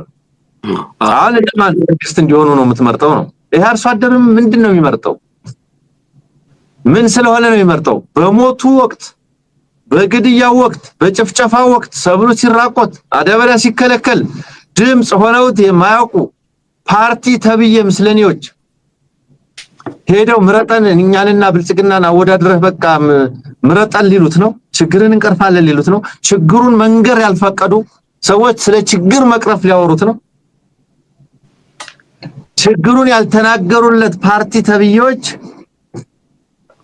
ችግሩን እንዲቀርፉን አምረጥ ብለው ሊሄዱ ማለት ነው። የችግሩ ምንጭ የሆነው አገዛዝ የችግር ፈቺ መስሎ ሊቀርብ ማለት ነው። በግልጽ ፖለቲካዊ፣ ማህበራዊ፣ ኢኮኖሚያዊ መልእክት የተላለፈበት በነገራችን ላይ በደንብ መሰማት አለበት፣ በደንብ መታየት አለበት።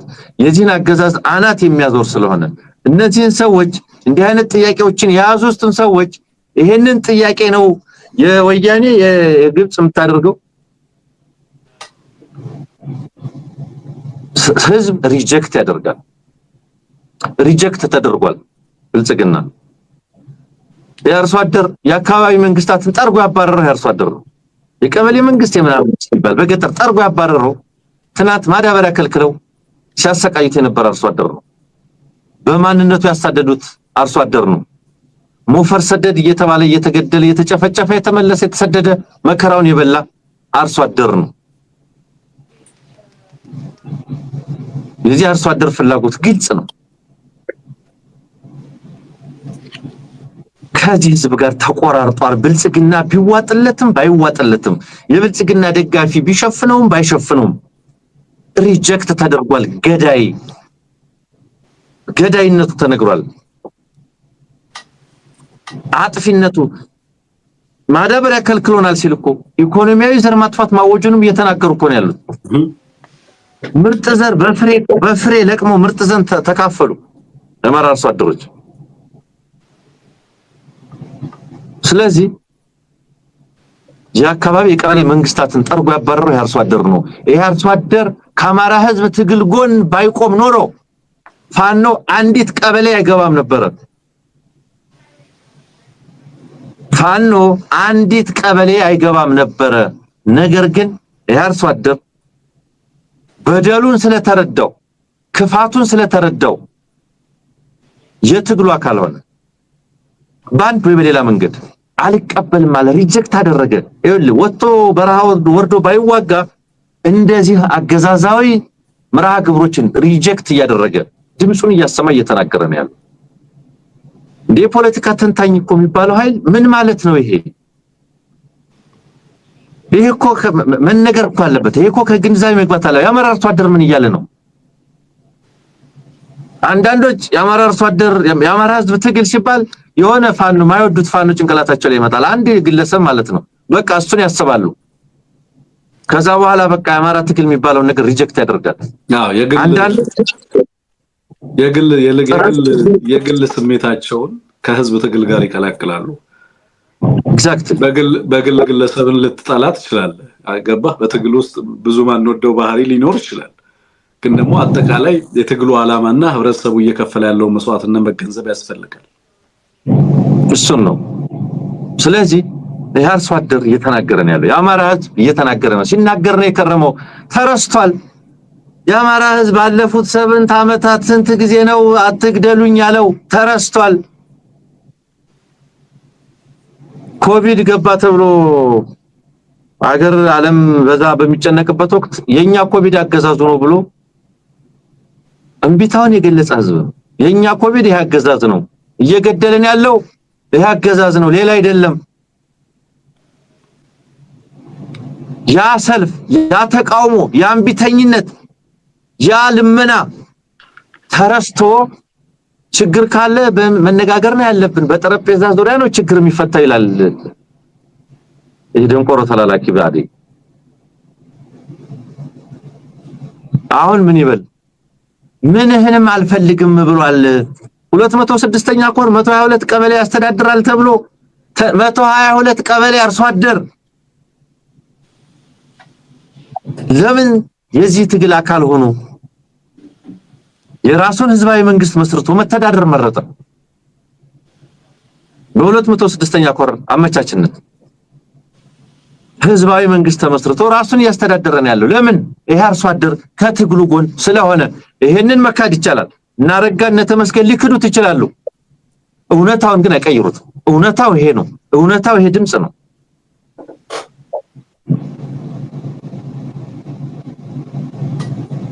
የአማራ ህዝብ የብሔራዊ ናሽናል ዲያሎግ በዚህ ህዝብ ላይ ናሽናል ዲያሎግ ምንድነው ተወያይ ተመረርጠናል ለቁጭ ብለዋል የህዝቡ ጥያቄ የህዝቡ ቅሬታ የህዝቡ ትግል በቀጠለበት እንዲ የህዝቡን ትግልና ቅሬታና ቅራኔ ውቅና መስጠት የማይፈልጉ ሰዎች በአገዛዙ መልማይነት የአማራን ችግር ልንፈታ ተመርጠናል ለተወያይነት ብለው ቁጭ ብለዋል ይጠብቃሉ ከዚህ በላይ ህዝብ ንቀታል ከነዚህ በላይ የአማራ ህዝብ ጠላታል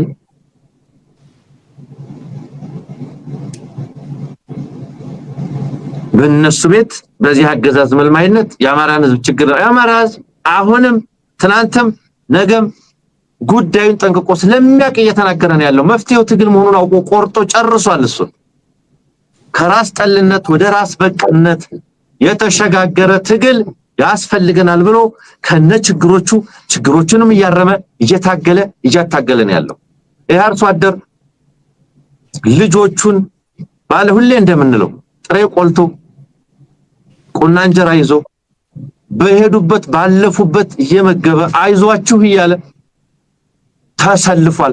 በኢንሰርጀንሲ ውስጥ በሎካል ፖፑላር ሰፖርት የአማራ ትግልን የሚያክል የለም።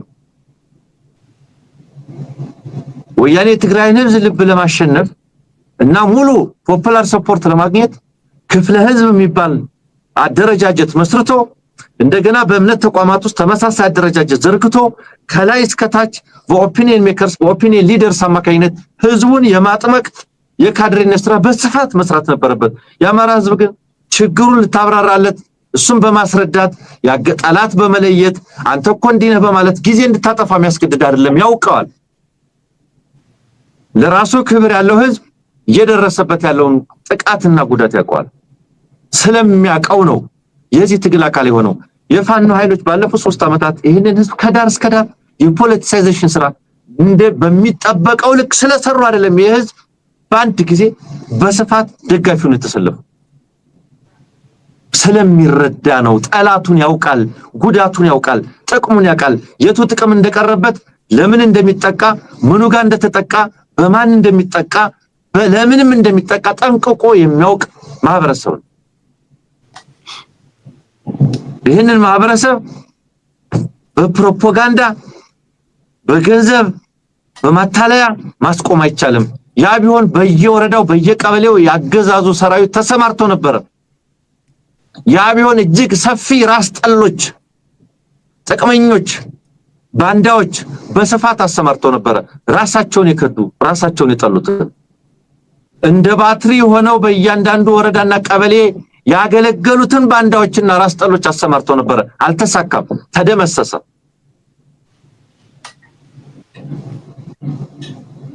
ስለዚህ የኮራዛዥ መጣልኝ ብሎ የኮራዛዥ መጣ ብሎ ከፋኖ ወጥቶኔ ጋር መጣ ብሎ በጀነራል ደረጃ በመከላከያ በአገሪቱ ሚዲያዎች በሙሉ ሲለፈፍ ፋኖ የኮር አደረጃጀት መድረሱን መሰከረ። አዎ 3 ሚሊሻ 3 ክላሽ 3 ምናምን ሽፍታ አይደለም፣ ኮር ነው። ኮር ብለህ ጽፋል፣ መከላከያ ገጽ ላይ ጽፋል፣ አማራ መንግስት ጽፋል፣ እዛ የተቀመጥክ ኮሙኒኬሽን ምናምን የምትባል የሀገሪቱ መገናኛ ብዙሃን የኮር አዛዥ እያልክ ፋኖ በኮር ደረጃ መደራጀቱን መስክራል። ኢንፋክት እኛ ምንል እዝነው ከዛም በላይ ይሆናል። ስለዚህ ግልጽ መልእክት የህዝብ እንቢተኝነት ህዝብ እንቢ ሲል የትኛውንም መንግስታዊ መርሃ ግብር አልቀበልም ሲል ምን ይመስላል ካልከኝ እነዚህን አርሶ አደሮች ይመስላል። ለማመሰግናለሁ። ያ አመሰግናለሁ አንሙትኔ ከዚህ ንግግር ቀደም እንዳልኩት እንግዲህ በተጨባጭ ህብረተሰቡ የገጠመውን ፈተና የሀገሪቱን የፖሊሲ ፕራዮሪቲ ምስቅልቅሎሽ ነው የምትሰማው። ማዳበሪያ ነው የምንፈልገው፣ ጦር አይደለም የምንፈልገው። እንግዲህ ህግ ሊያስከብር ነው እዚህ ማህበረሰብ ውስጥ ገባው የሚለው that's the justification they provide። ህግ ልናስከብር ነው አማራው ጋር ሄድ ነው የሚሉት and በህግ አምላክ የሚል ማህበረሰብ መሳሪያ ታጥቋል። ግን ደግሞ መሳሪያ ታጥቆ የእያንዳንዱን ግለሰብ መብት እንዴት መጠበቅ እንዳለበት የሚያውቅ ማህበረሰብ ፖሊስ ዲፕሎይ ሳታደርግ የመንግስት መዋቅሮች እስከ ታች ድረስ ባልተዘረጉበት ሁኔታ የራሱን ሰላምና ደህንነት አልፎም የሀገርን ክብርና ሉዓላዊነት ሲጠብቅ የነበረ ማህበረሰብ ህግ ሊያስከብሩ አማራ ውስጥ ሄዱ። ዛሬ እነሱ በዝርፊያ የምናውቃቸው፣ በክህደት የምናውቃቸው፣ በጥፋት የምናውቃቸው ሀገርንና ህዝብን የሚጠሉ አካላት ህግ ሊያስከብሩ አማራ ውስጥ ዘመቱ ማለት ነው። ለሰባስበው ምርኮኛው ምኑም ባለጊዜ ነኝ ብሎ የተሰጠውን ድሮን የሸጠውን ሸጦ የታጠቀውን ታጥቆ የአማራ አርሶ አደር ቀይ ሰፈረ ሄዶ ካምፕ አረገ። ህግ ላስከብር ነው አለ። ትጥቁን አስፈታለሁ፣ ክብሩን አስፈታለሁ፣ አዋርደዋለሁ፣ አፈናቅለዋለሁ፣ ጠርገዋለሁ፣ አዲስ አበባ ላይ በልማት ስም ጠርጌዋለሁ፣ ከክልሎች በልማት ስም ጠርጌዋለሁ፣ ከህግ ፍቄዋለሁ፣ ከስብዕና አውርጄዋለሁ፣ ከታሪክ ፍቄዋለሁ፣ ቋንቋውን፣ ባህሉን፣ እሴቱን እንዳይናገር አድርጌዋለሁ፣ ገና ፍቀዋለሁ፣ አጠፋዋለሁ፣ ሀገረ መንግስቱን ስያሜውንም ሙሉን ነገር ቀይራለሁ ብሎ የታሪክ ሽሚያ ውስጥ ጥላቻው በህግ ሊገደብ ያልቻለ ቡድን በአማራ ህዝብ ላይ ዘርፈ ብዙ ጦርነትና ፍጅት አወጀ። በነገራችን ላይ እነዚህ ፎቶዎች ከሚነግሩን እውነታ ጀርባ የአማራ ህዝብ የሚራመድባቸውን መንገዶች ተመልከት። መንገድ የለውም፣ አልተሰራለትም። ከእያንዳንዱ ሰልፍ መመለከት የነበረው እሱን ነው። መሰረተ ልማት እንደሌለው ህዝባችን ሞፈር ነው ይዞ የወጣው። ትራክተር አይነዳም። ትራክተር የሚሄድበት አካባቢ አለ። በፖሊሲ በትራክተር በምርጥ ዘር የሚደገፍ በሌላው ደግሞ አርሶ በሰላም እንዳይኖር የሚደረግ ማህበረሰብ አለ ሀገሪቱ ላይ። ኢትዮጵያ ልትናገረው ልትሸፋፍነው የምትፈልገው የኢትዮጵያ የታሪክ እድፍ ነው ይሄ። አሁን እኔ የማወራው በበሽታ በረሃብ በጦርነት ሊጨርሱት የፈለጉት ህዝብ ነበር የአማራ ህዝብ። አልተሰበረም። ወጥቶ ዛሬም እየነገራቸው ነው። ወታደራችሁን አውጡ፣ የ7 ዓመት ህፃናታችንን የ50 ዓመት እናቶችን ደፈረ፣ በቡድን ደፈረብን፣ ሰምተንም አይተንም ማናቀው ነውር በእናንተ አየን እያለ እየነገራቸው ነው። but do they care? ኦህዴድ ይጨነቃሉ ወይ? ስለዚህ በነገራችን ላይ ኢትዮጵያ ውስጥ ከታዩ ስርዓቶች ካነበብኳቸው በታሪክም ከሰማዋቸው እድሜ ለግንዛቤ ከደረሰበት ዘመን ጀምሮ የተገነዘብኳቸው ነገሮች ውስጥ በስነ መንግስታት ባህሪ ውስጥ እንደ ኦህዴድ ፍጹም ዲሉዥናል እና ከህዝብ የተፋታ ለህዝብ ከባድ ንቀት ያለው ስብስብ አልተመለከትኩም። it doesn't matter። የዚህ ህዝብ ሰልፍ ትርጉም የለውም። ይኸውልህ አጤ ኃይለ ሥላሴ የገበሬዎች አመጽ ክፉኛ ፈትኗቸው ነበር። መፈተን ብቻ አይደለም፣ ካቢኔያቸው ላይ ከባድ ፈተና ሆኖባቸው ነበር። ከባድ ፈተና አርሶ አደሩ ጋር ለመታረቅና አርሶ አደሩ ጋር እንዲሸመግላቸው ያልፈነቀሉት ድንጋይ አልነበረም።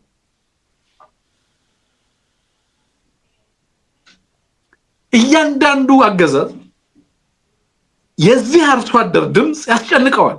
ኤክሰፕት ይሄ ስብስብ ኢትዮጵያ ላይ አሁን ከመጣው ስብስብ ውጪ ምክንያቱም አሁን የመጣው ስብስብ የዩናይትድ አረብ ኤምሬት ፊት መጥቆር ከአማራ አርሶ አደሮች ፊት መጥቆር የተሻለ ትርጉም ይሰጣዋል። የነዚህ አርሶ አደሮች መከራና ስቃይ አያሳፍረውም። የሚያሳፍረው አዲስ አበባ ላይ የሚታየው ቆሻሻ ነው የሚያሳፍረው። የሀገሪቱን የፖሊሲ ምስቅልቅል ሀገሪቱ የገባችበትን አረንቋ ትረዳለህ ከዚህ። ለዚህ ነው ዳግም የአማራን ህዝብ ይሄ ስርዓት ቢመራ አሳፋሪውና ታሪካዊ ሞት የምንሞተው እንደ ህዝብ እኛ ነን የምንሆነው። ለዚህ አገዛዝ ዳግም የአማራን ህዝብ አሳልፎ መስጠት፣ ዳግም የኢትዮጵያን ህዝብ ለዚህ አገዛዝ አሳልፎ መስጠት በሀገርና በታሪክ ላይ እንደመቀለድ መሰረታዊ የሚባሉ ለህዝብ ሊሰጥ የሚገባ መሰረታዊ ዋስትና ማረጋገጥ ይሹር ማድረግ ያልቻለ ስብስብ ውጡና ራሳችሁን ተከላከሉ፣ እኔ የሚየሸሸው ነው እናንተም ከቻላችሁ ሽሹ የሚል አገዛዝ። እዚህ ጋር የተላለፉት መልእክቶች የ3 እና 4 ደቂቃ ሰልፍ እንትን ነው ቪዲዮ ነው አንሙት። እያንዳንዱ ሴኩሪቲውን የሀገሪቱ የደህንነትን ሁኔታ ይነግራል። የሰብአዊ ጥቃቱን ደረጃ ይነግራል። ስለ 7 ዓመት ህፃናትና አዛውንቶች የተነሳውን ነገር ሰምታ የሀገሪቱን የልማት አቅጣጫና ፕራዮሪቲ ይነግራል። የሀገሪቱ ተቋማት የደረሱበትን የዝቅጠት ደረጃ ይነግራል። በተለይ መከላከያ ተቋሙ ምን ላይ እንደደረሰ በአገዛዙና በህዝብ መካከል ስላለው ትረስት መበጠስ ይነግራል። የሚመጣውን ቀጣይ ዘመን ሀገሪቱ ውስጥ የሚመጣውን አደጋ በግልጽ ያመለክታል። በተለይ ደግሞ አሁን ካለው ዓለም አቀፍ ሁኔታ ጋር ስታነጻጽረው የዚህ አርሶ አደር ጥሪ በሀገሪቱ ውስጥ ነገ የምግብ ዋጋ ፍጆታን በተመለከተ ምን እየመጣ እንዳለ የዚህ አርሶ አደር ተቃውሞ ለዚህ አርሶ አደር ለራሱ የሚበላው አይደለም እያወራ ያለው ሀገር ስለምትበላው ነገር ነው የአርሶ አደር እየተናገረ ያለው። and ይሄ ህዝብ እየተናገረ ያለው ምን እየደረሰበት ብቻ እንደሆነ ሳይሆን ምን እየመጣ እንዳለም ጭምር። ከዚህ በኋላ በግልጽ እዚህ ጋር የተነሱ ነገሮች ኢኮኖሚ፣ የፖለቲካ፣ ማህበራዊ በርካታ የሰብአዊ አቅርቦት፣ የጦርነት፣ የሰላም፣ የደህንነት ጉዳዮች ናቸው አይደለም። አልቲሜትሊ ግን የአማራን አርሶ አደር ፖለቲካዊ ግንዛቤ ደረጃ የሚነግሩን ናቸው። በቀበሌ ደረጃ የተሰሩ ስራዎች አርሶ አደሩና አርብቶ አደሩ ባለበት አካባቢ ላይ የተሰሩ ስራዎች ምን አይነት ፖለቲካዊ ውጤት ይዘው እንደመጡ የሚነግሩን ናቸው። ይሄ ማህበረሰብ በፈለገው ሰዓት የራሱን ታሪክ የመቀየር አቅም የግንዛቤ እንዲታጠቅ ማድረግ የተቻለበት ደረጃ ላይ ተደርሷል። ይኸውልህ አድነሙት አስፈሪው ነገር ሞቢላይዝድ መሆን፣ ለአገዛዝ ፈታኙ ነገር ህዝብ አገዛዙን እንዲያውቅ ካደረከው ከዛ በኋላ የመታገያ ቁልፉን ታስታጥቀዋል። ይሄ አርሶ አደር ድሮን አለመታጠቁ ሊሆን ይችላል። አንዳንዶች የማያስፈራቸው ድሮን አለመያዙ፣ ሞፈር መያዙ እንዲናቅ አድርጎት ሊሆን ይችላል። ያደፈ መልበሱ እንዲናቅ አድርጎት ሊሆን ይችላል። አቧራማ መሬት ላይ ሰልፍ መሰለፉ፣ መሰረተ ልማት የሌለው አካባቢ ላይ መገኘቱ በአገዛዙ እንዲናቅ አድርጎት ሊሆን ይችላል። ምን ማድረግ እንደሚችል ግን ተገንዝቧል። ዕውቀቱ ነፃ ያወጣዋል የአማራን አርሶ አደር፣ ግንዛቤው ነፃ ያወጣዋል የአማራን አርሶ አደር። ከዚህ በኋላ የሚያበላው ሰላሙን የሚጠብቅለት ማን እንደሆነ እሱ ሚናው ምን እንደሆነ በታሪክ ውስጥ እንዲገነዘብ ማድረግ ተችሏል። ለኔ ይሄ ነው ኢማንሲፔሽን። ከዚህ ነው የሚጀምረው ነፃነት። ሜንታል ሰርቪቲዩድን የአእምሮ ባርነትንና የአእምሮን ጥቃት መከላከል መቻል ነው ለኔ ነፃነት ማለት።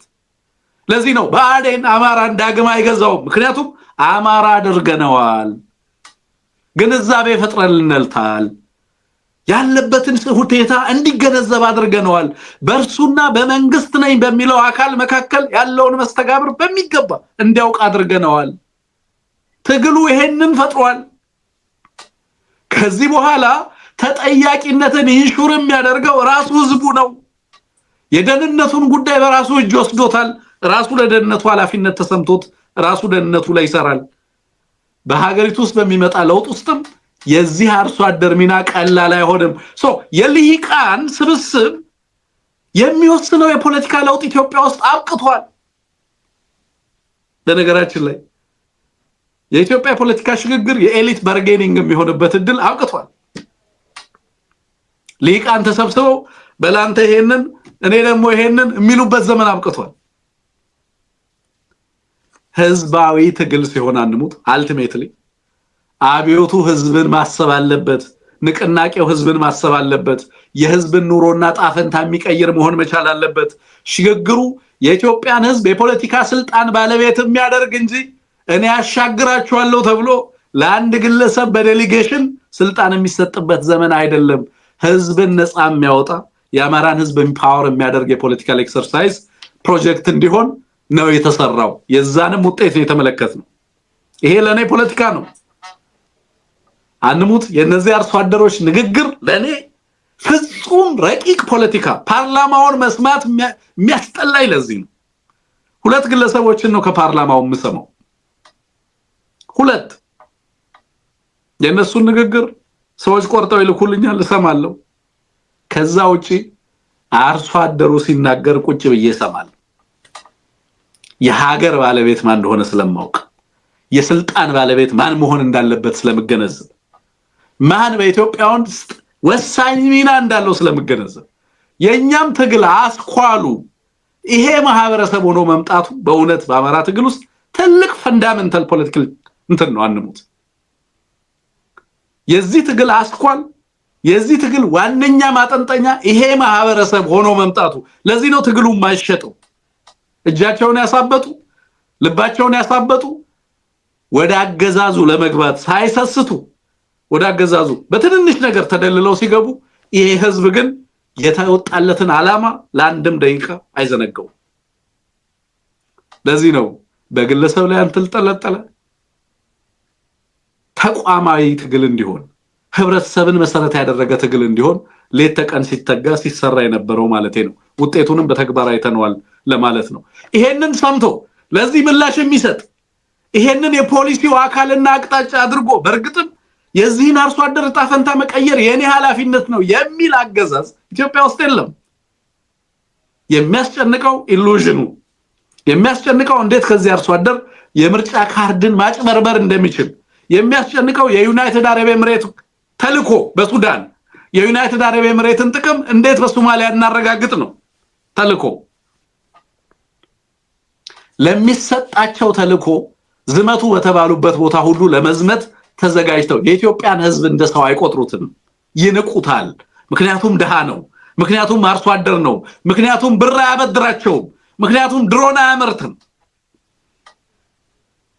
ለዛ ነው ልሂቃኑ ብልጽግና በሚል ስም ድርጅት አቋቁመው ወደዚህ ወደ ብልጽግና በጥምረት በኮላይ ሼር ካምፓኒ ፈጥረው ብልጽግና የሚልና የብልጽግና ተባባሪ ድርጅቶች የሚባል ጭንቅላታቸውና አንገታቸው ያበጡ ግለሰቦች በጋራ ተሰብስበው በኢትዮጵያ ጣፈንታ ላይ አዲስ አበባ ላይ ቁጭ ብለው ይወስናሉ ፕራዮሪቲያቸው ሎጅ ነው አማራ ክልል ሲመጡ የአማራ አርሶ አደር ማዳበሪያ ጉዳይ የአማራ አርሶ አደር ትምህርት ቤትና ጤና ጉዳይ የአማራ አርሶ አደር የምግብ ጉዳይ የአማራ አርሶ አደር የሰላምና ደህንነት ጉዳይ አይደለም የሚያስጨንቃቸው ጎርጎራ ላይ ጣና ላይ ሎጅ እንስራልህ ይሉታል ህብረተሰቡ ግን ምን እንደሚመስል ህዝባችን ግን ምን አይነት ኑሮ እንደሚኖር እኛ እናውቃለን ህዝባችን ያውቃል ታጋዩ ያውቃል አርሶ አደሩ ያውቃል ለምን በዚህ ትግል ውስጥ እንደገባ ለምን ይሄን ዋጋና መስዋዕትነት እየከፈለ እንዳለ በደንብ ይገነዘባል ከዚህ ጀርባ ግብጽ የለችም ከዚህ ጀርባ መራር ጥፋት ነው ያለው ከዚህ ጀርባ ረሃብ ነው ያለው አንሙት ከዚህ ጀርባ ጉስቁልና ነው ያለው የህዝብ ምሬት ነው ያለው ዲስኢንፍራንቻይዝመንት ነው ያለው ፖለቲካሊ መካድ በህግ መፋቅ ከታሪክ መፋቅ እና ሰላምና ደህንነት እንዳይኖር ጦርነት ታውጆብህ በእንደዚህ አይነት አስከፊ ሁኔታ ውስጥ መኖር ግብጽ አለች ከጀርባቸው ኤርትራ አለች ከጀርባቸው ይላሉ ከዚህ ሞፈር ጀርባ ማንንም የለም ከዚህ ጀርባ ያለው ሎያሊቲ ለሀገር እየተከፈለ ያለ መስዋዕትነት ነው ለራስ ክብር እየተከፈለ ያለ መስዋዕትነት ነው ከዚህ ጀርባ ያለው እኛም እናየው የግብጽን ፍላጎት አይደለም ከዚህ አርሶ አደር ጀርባ የህዝባችን ህልውና ነው የምናየው ከዚህ አርሶ አደር ጀርባ ለዚህ ነው በነገራችን ላይ እምንለያየው ለዚህ ነው እነሱ የሚያዩት ቀይ ባህርን ነው እኛም እናየው የአማራን አርሶ አደር ነው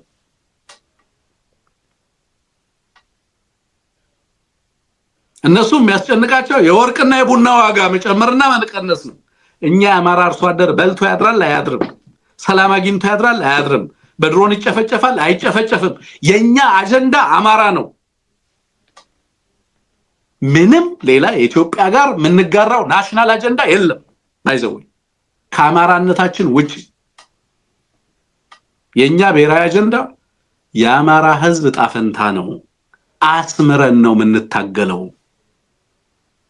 ያ ህዝባችን ጣፈንታ የህዝባችን ሰላም የህዝባችን ከፍጅትና ከልቂት መዳን የኛ ፕራዮሪቲ ነው አዲስ አበባ ላይ በዚህ ሂደት ውስጥ ህግ ቢፍቁ ህግ ቢሽሩ አዲስ አበባን ቢጠቀልል ባይጠቀልል ምን ማድረግና እንዴት ማድረግ እንዳለበት ህዝባችን ተገጅቦ አስቀድሞ ሀገር አልባ ለመሆን ትግል ጀምሯል የቻለ ይቀላቀል ነው አብሮት ይታገል ይሄንን ጣፈንታ አንሙት የዚህን አርሶ አደር ጩኸት የሚመልሰው የአማራ ህዝብ ትግል ነው ይሄ ሰልፍም የተደረገው ካገዛዙ ምላሽ እናገኛለን ተብሎ አይደለም በግልጽ ማስቀመጥ ያስፈልጋል የአብይ አህመድ አስተዳደር ለአማራ ህዝብም ለኢትዮጵያ ህዝብም ክብር ኖሮት ምላሽ ይሰጣል ተብሎ አይደለም። ይሄ ሰልፍ የተደረገው የዓለም አቀፉ ማህበረሰብም አማራን እንመራለን የሚሉም አካላት አማራን የሚወነጅሉ አካላትም ሌሎችም የህዝቡን ፍላጎት በትክክል ምን እንደሆነ እንዲገነዘቡ ለማድረግ ነው። ይሄ ህዝብ ግን ከዚህ በኋላ በጣፈንታው ጉዳይ ላይ ሌሎች አካላት የሆነ ቦታ ላይ ቁጭ ብለው የሚወስኑለት ህዝብ እንዳልሆነ በደንብ ማወቅና ማሳወቅ የሚገባ ይመስለኛል። no one but the Amhara ማንም ግን የአማራ ህዝብ በራሱ ጣፈንታ ላይ በሀገሩ ጉዳይ ላይ ይወስናል። የኦህዴድ ተለጣፊ ወረቀት ዛሬ ስለአማራ ህዝብ ጣፈንታ የሚናገርበት ዘመን አብቅቷል። ለዚህ ነው አንተነህ የጥያቄዎች ባለቤት፣ አንተነህ የማዳበሪያውንም ጉዳይ የምትመልሰው፣ አንተነህ የሰላምህንም ጉዳይ የምትመልሰው፣ አንተነህ የሀገርህንም ጉዳይ የምትመልሰው። ራሱ ይሄ አርሶ አደር ነው የዚህ ትግል ዋነኛ አስኳል። ለዚህ ነው በዚህ ትግል ውስጥ አንዳችንም ከአማራ ህዝብ ውጪ ልናተርፍ የምንፈልገው ነገር የለም። የህዝባችን ሰላምና ደህንነት ኢትዮጵያ ውስጥ በህግ በፖለቲካ በማህበራዊና ኢኮኖሚያዊ ዘርፍ ህልውናው ዳግም ለጥቃት በማይጋለጥበት ደረጃ ላይ የሚቆምበትን መሰረት ማስቀመጥ ነው የዚህ ትግል አልቲሜትሊ ግቡ። እሱ ሴኩሪቲን ፕሮቫይድ ማድረግ፣ ህዝባችንን ከድህነትና ከጥቃት መታደግ፣ ከአጥፊዎቹ መታደግ፣ በስቴት ስም ሀገረ መንግስቱን ካፕቸር አድርገው በህዝባችን ላይ ጦርነትና ፍጅት ያዋለዱ አካላትን ተጠያቂ ማድረግ። አዲስ አበባ ላይ አርጀንሲ አለ፣ ሩጫ አለ። እንዳየው ትላንትና አርጀንሲ ላይ ነው ያለው። እንዴት እንደሚጠቀልል፣ እንዴት አንድን ህዝብ በህግ እንደሚፍቅ፣ እንዴት አንደኛውን የሀገር ባለቤት ሌላኛውን ሀገር አልባ እንደሚያደርግ ርብርብ እያደረገ ነው ያለው ይሄ ቡድን በየአርሶ አደራችን ቀይ ጦርነት አዋልዷል።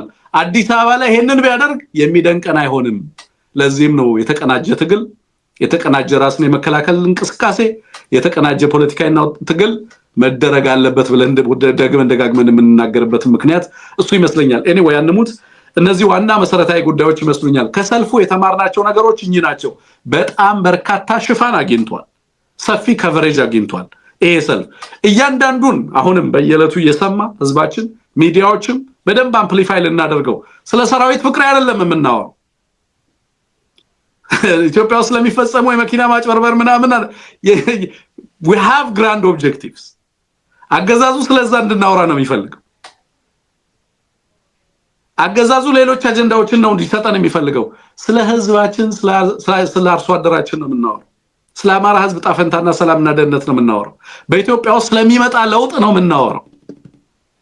በምንም አይነት መንገድ ፎከሳችንን ሊያስቀይረን እንደማይገባ መገንዘብ ያስፈልጋል የሚለው ነገር በደንብ እንድንይዘው ለማንሳት ነው። አንሞት ሁለት ነገሮችን ላንሳ። የቱርክ የደህንነት መስሪያ ቤት MIT ኢትዮጵያ ውስጥ ያለውን ሁኔታ በተመለከተ አሰስመንት ሰርቷል። የኢትዮጵያ መንግስት ለቱርክ ናሽናል ኢንትረስት አደጋ እንደቅኗል ነው የሚለው። አንሞት ከደህንነት መስሪያ ቤቱ አገኘ ነው የሚለው መረጃ በተመለከተ። በነገራችን ላይ ይሄን መረጃ ይዞ የወጣው ኖርዲክ ሞኒተር ነው። ኖርዲክ ሞኒተር የቱርክ መንግስት ላይ ብዙ ጊዜ ክሪቲካል እንደሆነ እናውቃለን። ግን ዛሬ ይዞት የወጣው መረጃ ከቱርክ ብሔራዊ ደህንነት አገኘሁት ያለው መረጃ ለኢትዮጵያ መንግስት ድሮን አቀረብንለት፣ ያንንም ድሮን አማራን ጨፈጨፈበት፣ ትግራይን ጨፈጨፈበት ነው የሚለው።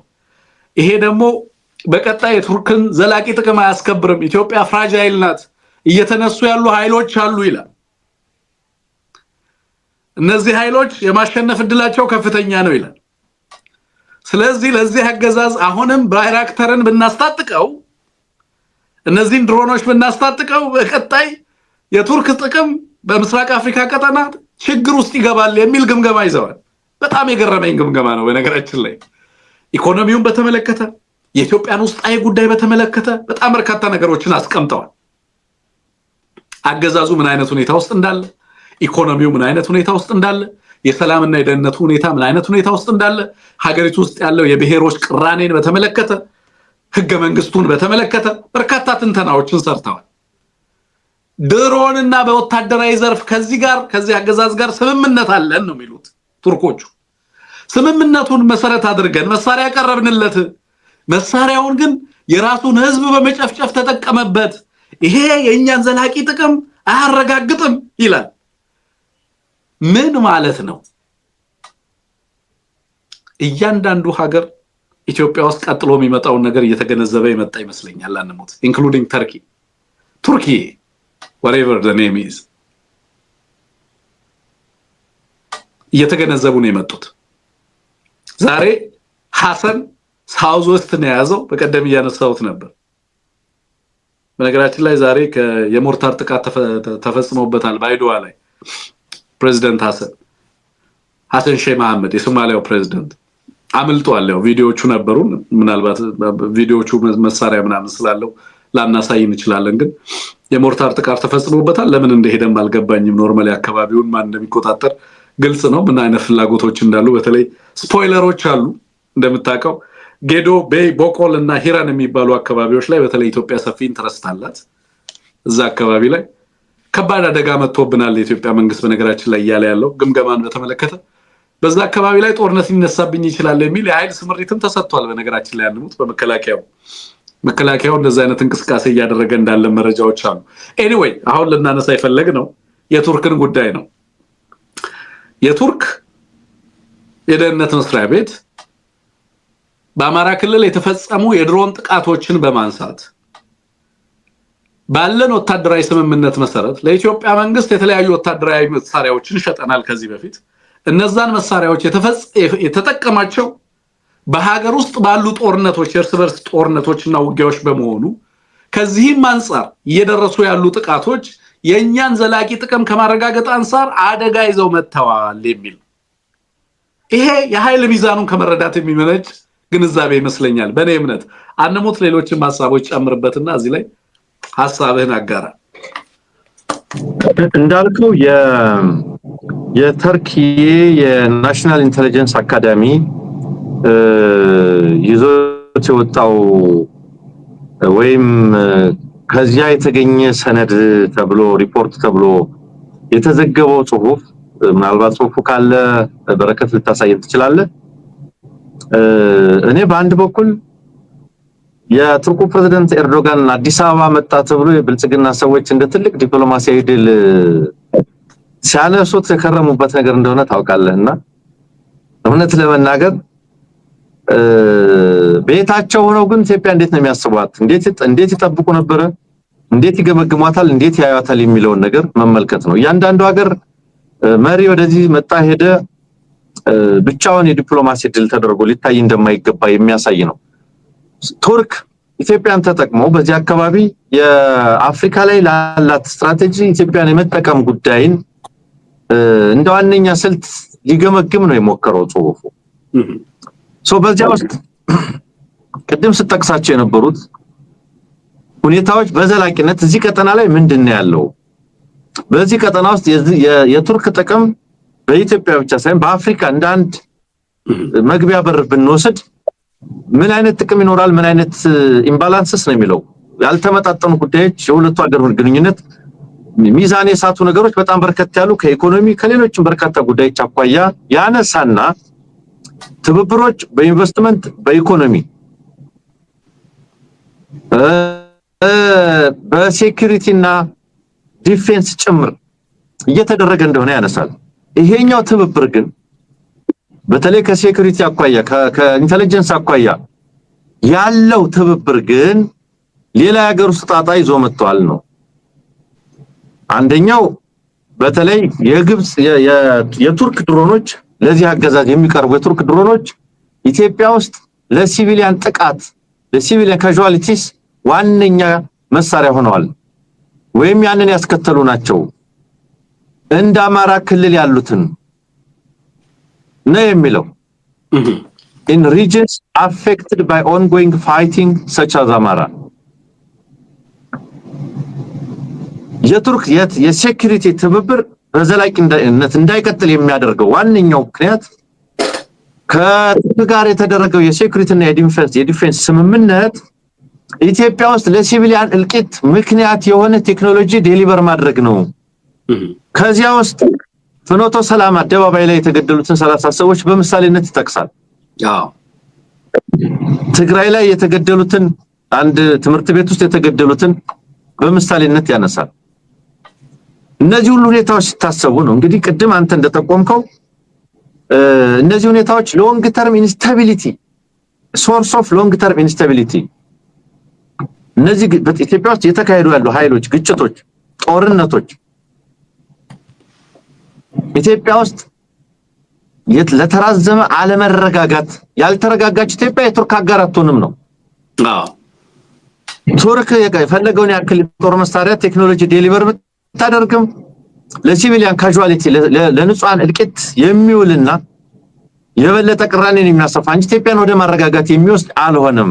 በትግራይ ላይ ያሁሉ ሆነ ቱርክ ወዞ አንደኛው ዋንኛው የመሳሪያ ቴክኖሎጂ አቅራቢ ነበረች። አማራ ላይ አሁንም መቀጠሏል። ቱርክ አሁን መሳሪያ አቅራቢ ነች፣ ድሮን ቴክኖሎጂ አቅራቢ ነች። ከነዚህ ሁኔታዎች አኳያ ናሽናል ኮሄዥን የኢትዮጵያ ብሔራዊ አንድነት እንደዚሁም ተቋማዊ አቅም ኢንስቲትዩሽናል ካፓሲቲ አዳክሞታል። አገሪቱ ውስጥ የተካሄዱ ጦርነቶች የኢትዮጵያን ተቋማዊ አቅሞች እና ብሔራዊ አንድነት አደጋ ውስጥ ከተውታል ነው።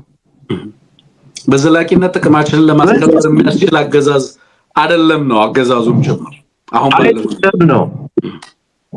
ብሔራዊ አንድነቷ ስጋት ውስጥ የወደቀች ሀገር የተራዘመ አለመረጋጋት ውስጥ ያለች ኢትዮጵያ ተቋማዊ ካፓሲቲ ተቋማዊ አቅሞች የተዳከሙባት ኢትዮጵያ የቱርክ ዘላቂ ጥቅም በዚህ ቀጠና ለምታስበው ነገር ልትሆን አትችልም።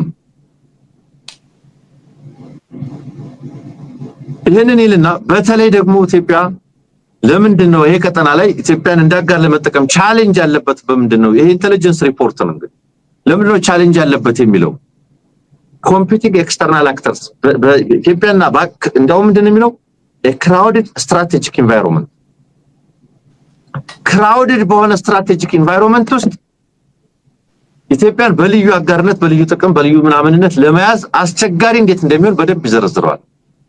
የቻይናዎች ኢኮኖሚያዊና የመሰረተ ልማት አሻራ ይዘው በዚህ ቀጠናሉ። የገልፍ ሀገራት ዲፕሎማቲክ አውትሪችና ይሄንን የመሰለ ግንኙነት ውስጥ ናቸው ያሉት። ምዕራባውያን ተመሳሳይ ሌላ አይነት ግንኙነት አላቸው። ኮምፒቲንግ ኤክስተርናል አክተርስ በዚህ ቀጠና ላይ ያሉ ይሄ ሁሉ በሆነበት የኢትዮጵያ የንግድ ሚዛን ከቱርክ ጋር በተዛባበት የውስጥ አለመረጋጋት ያለባት በሆነችበት የግብጽ ዘላቂ ጥቅም የቱርክ ዘላቂ ጥቅም ሊረጋገጥ ይችላል የሚለውን ኩዌስችን የሚያደርግ የኢንተለጀንስ ሪፖርት ነው። በዚህ ሁኔታው በተለይ ኢመርጂንግ ፖለቲካል ፓወርስ ኢን ኢትዮጵያ ውስጥ ኢመርጅ እያደረጉ ያሉ እየመጡ ያሉ የፖለቲካ ኃይሎች አሉ። ባለፈው ደጋግመን ብለናል። የአማራን ኃይል የአማራን ትግል ዘንግቶ ከዚህ በኋላ ወደ ጎን አድርጎ ከዚህ በኋላ ከኢትዮጵያ ጋር የሚኖር ግንኙነት ከኢትዮጵያ ጋር የሚደረግ ፖለቲካዊ ዲፕሎማሲያዊ ግንኙነት ወይም ሌላ ነገር አይሰራም። ከዛሬው አገዛዝ ጋር ወዳጅ ሆናለሁ ከነገዎቹ የኢትዮጵያ ኃይሎች ጋር ደግሞ ጠላት ሆናለሁ የሚል መንግስት እንደ ኤሚሬትስ ያለው ይችላል። የነገዎቹ የኢትዮጵያ መሪዎች ዛሬ ጸረ አገዛዝ ትግል እያደረጉ ያሉ ኃይሎች ናቸው፣ ጥርጥር የለውም። ዛሬ ጸረ አገዛዝ እያደረጉ ያሉ ኃይሎች በኢትዮጵያ የነገ የኢትዮጵያ መሪዎች ከሆኑ ዛሬ የነገዎቹን የኢትዮጵያ መሪዎች ቴክኖሎጂ በማቅረብ የሚያስጨፈጭፉት አካላት ቆሞ ለማሰብ ይገደዳሉ። በቱርክ ድሮን ነው የተጨፈጨፈነው እያለ ትግራይ፣ በቱርክ ድሮን ነው የተጨፈጨፈነው እያለ አማራ፣ በቱርክ ድሮን ነው የተጨፈጨፈነው እያለ የወለጋ ኦሮሞ ከነገው የኢትዮጵያ ሊደርሺፕ ጋር ሰላማዊ የኢትዮጵያና የቱርክ ግንኙነት ይኖረናል ተብሎ ሊታሰብ እንደማይችል ይሄ ሪፖርት ታሳቢ ያደረገ ይመስለኛል። ኤግዛክትሊ ኤሚሬቶች ታሳቢ ያደረጉ ቱርኮች ወደዛ ያለባቸው ተመልሰዋል ነው እያልን ያለነው። ቱርኮች እየደመደምና የቴክኖሎጂ አቅርቦት ሞራል ኤሌመንትን ኳስችን ማድረግ እንግዲህ ለአፍሪካ ግዴላቸው ነው እስከተሸጠ ድረስ መሳሪያውን ማቅረብ ምናምን የትኛውም የዲፌንስ አግሪመንት እንደዛ አይነት ነገሮች እንድታደርግ ሊያስገድድ ይችላል። ግን ቱርኮች ለመጀመሪያ ጊዜ እንዲህ አይነት ሞራል ዳይሌማ ውስጥ ገብተዋል። ኢመርጂንግ ኃይሎች ኢትዮጵያ ውስጥ እየመጡ ባሉበት የድሮን አቅርቦት ለዚህ ፍራጃይል ለሆነ አገዛዝ መስጠታችን በዘላቂነት ጥቅማችንን በዚህ አካባቢ ላይ ለማስከበር አደጋ ሆኖብናል፣ ስጋት ይፈጥርብናል እያሉ ነው ያሉት ነው። ይሄ የአዲስ ኃይሎችን መነሳት ብቻ አይደለም በዓለም አቀፉ ማህበረሰብም እንዴት እየታዩ እንዳሉ ማሳያም ጭምር ነው የሚለውን እንድንይዝ ያደርጋል ብዬ ነው። ከዚህ ሎጂካል ኮንክሉዥን ድሮ አድርገን ነው አይደለም በዛ መንገድ ነው ልናቀርብ። አንሙት የምትጨምረው ነገር ካለ እዚህ ላይ ባይ ተነስቷል። አብዛኛው ነገር ብቻ መልከ ብዙ አይነተ ብዙ ጉዳዮችን ታሳቢ ያደረገ ግንኙነት የግድ እንደሆነ በመጠቆም የሚወጣ ነው። አንብቡታ ካገኛችሁት ተመልካቾች ለማለት ነው የምወደው። ሚለው ኢትዮጵያ ትልቅ ሀገር ነው፣ ህዝቡ ትልቅ ሀገር ነው። ስትራቴጂካሊ ቆንጆ ቦታ ላይ ስትራቴጂክ የሆነ ቦታ ጂኦፖለቲካሊ ባንንም በሌላም ወሳኝ ቦታ ላይ ነው ያለው። በቀጠናው አንከር ስቴት ሆኖ ሊወጣ የሚችል ኃይል ነው። ከዚህ በፊት የነበረውን ሚና ያነሳል። ሀገሪቱ በንግድና በእንትን ያላትን ፖቴንሻል ያነሳል። ህዝቦቿን ያነሳል። ታሪኳን ያነሳል። አሁን ያለውን አገዛዝ ግን ችግር ደቅኖብናል። ለቱርክ መንግስት ብቻ አይደለም፣ በአጠቃላይ ቀጠናው በሀገር ውስጥም በራሱ ህዝብ ላይ ደቀነውንም አደጋ ጭምር ያነሳል። ከዚህ ኃይል ጋር እንዴት የረጅም ጊዜ ፍላጎቶቻችንን አላይን ማድረግ እንችላለን የሚል ጥያቄ ውስጥ ዳይሌማ ውስጥ እንደገቡ ነው ልናነሳ የፈለግነው። ከዛ ውጪ የምንሰጣቸው በተለይ በዲፌንስ አግሪመንት በኩል የምናቀርባቸው መሳሪያዎችም ቢሆን ለሀገር ውስጥ ጦርነት እየዋሉ ኢመርጂንግ ኃይሎች ላይ ኢትዮጵያን ነገ የሚመሩ ኃይሎች ጋር ሌሎች ፍላጎቶቻችንን እንዳይጣረስብን እንዳያጋጭብን ስጋት ፈጥሮብናል የሚል ግምገማ ነው የቱርክ የደህንነት መስሪያ ቤት የገመገመው የሚለውን ነገር ለማንሳት ነው። ሌላው ሶማሊያ ቱርክን በተመለከተም ሶማሊያን በተመለከተም ቀደም የሚያነሳነው ነገር አለ። በተለይ ፕሬዝዳንቱ ከጥቃት ማምለጣቸውን ሰምተናል ባይዶዋ ላይ። በነገራችን ላይ ሶማሊያ ላይ ጅብሪል አብዱረሺድ ሀጂ አብዲን ሾሟል የሶማሊያው ፕሬዝዳንት። እንግዲህ ከዚህ በፊት የነበረውን አብዲ አዚዝ መሐመድን ካነሱት በኋላ ሳውዝ ዌስት የሚባለው ላይ ከአብዲ አዚዝ በኋላ እንግዲህ ሌላ ፕሬዝዳንት ሾሟል። እሱን ለመመልከት ወደ ሳውዝ ዌስት ሪጅን ሄዷል ሐሰን እና ሼህ ሐሰን እዛ በሄደበት ኤርፖርቱን በነገራችን ላይ ኤርፖርቱ አካባቢ ላይ እንግዲህ ሰሞኑን ላለፉት በርካታ ቀናትም የሞርታር ጥቃቶችን ሲያደርስ ነበር አልሸባብ። እዛ አካባቢ ላይ በርካታ ኃይሎች ናቸው ያሉት በአፍሪካ ህብረት በዚህ አፍሪካን ዩኒየን ፍሬምወርክ በሚባለው ስር ያሉ የግብጽ ሌሎችም ኃይሎች እዛ አካባቢ ላይ የሚንቀሳቀሱ መሆኑ ይታወቃል።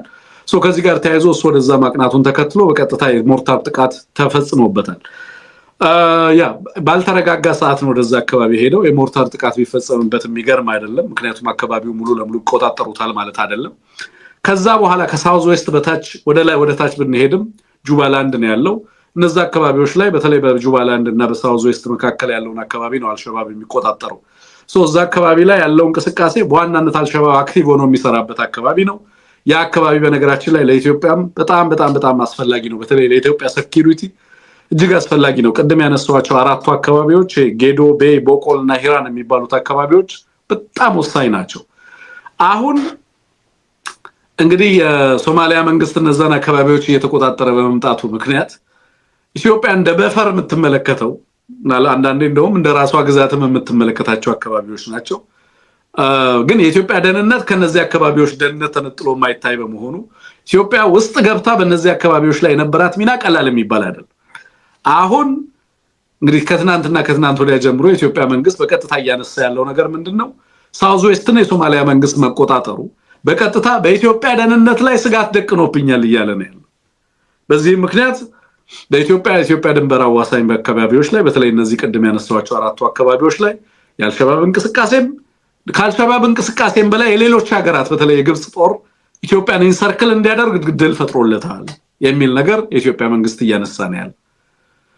ምናልባት ሐሰን ወደዛ ሲሄድ በጣም በርካታ አክተሮች የሱን ወደዛ መምጣት ላይፈልጉ የሚችሉበት እድል እንዳለ መገመት ይቻላል ማለት ነው።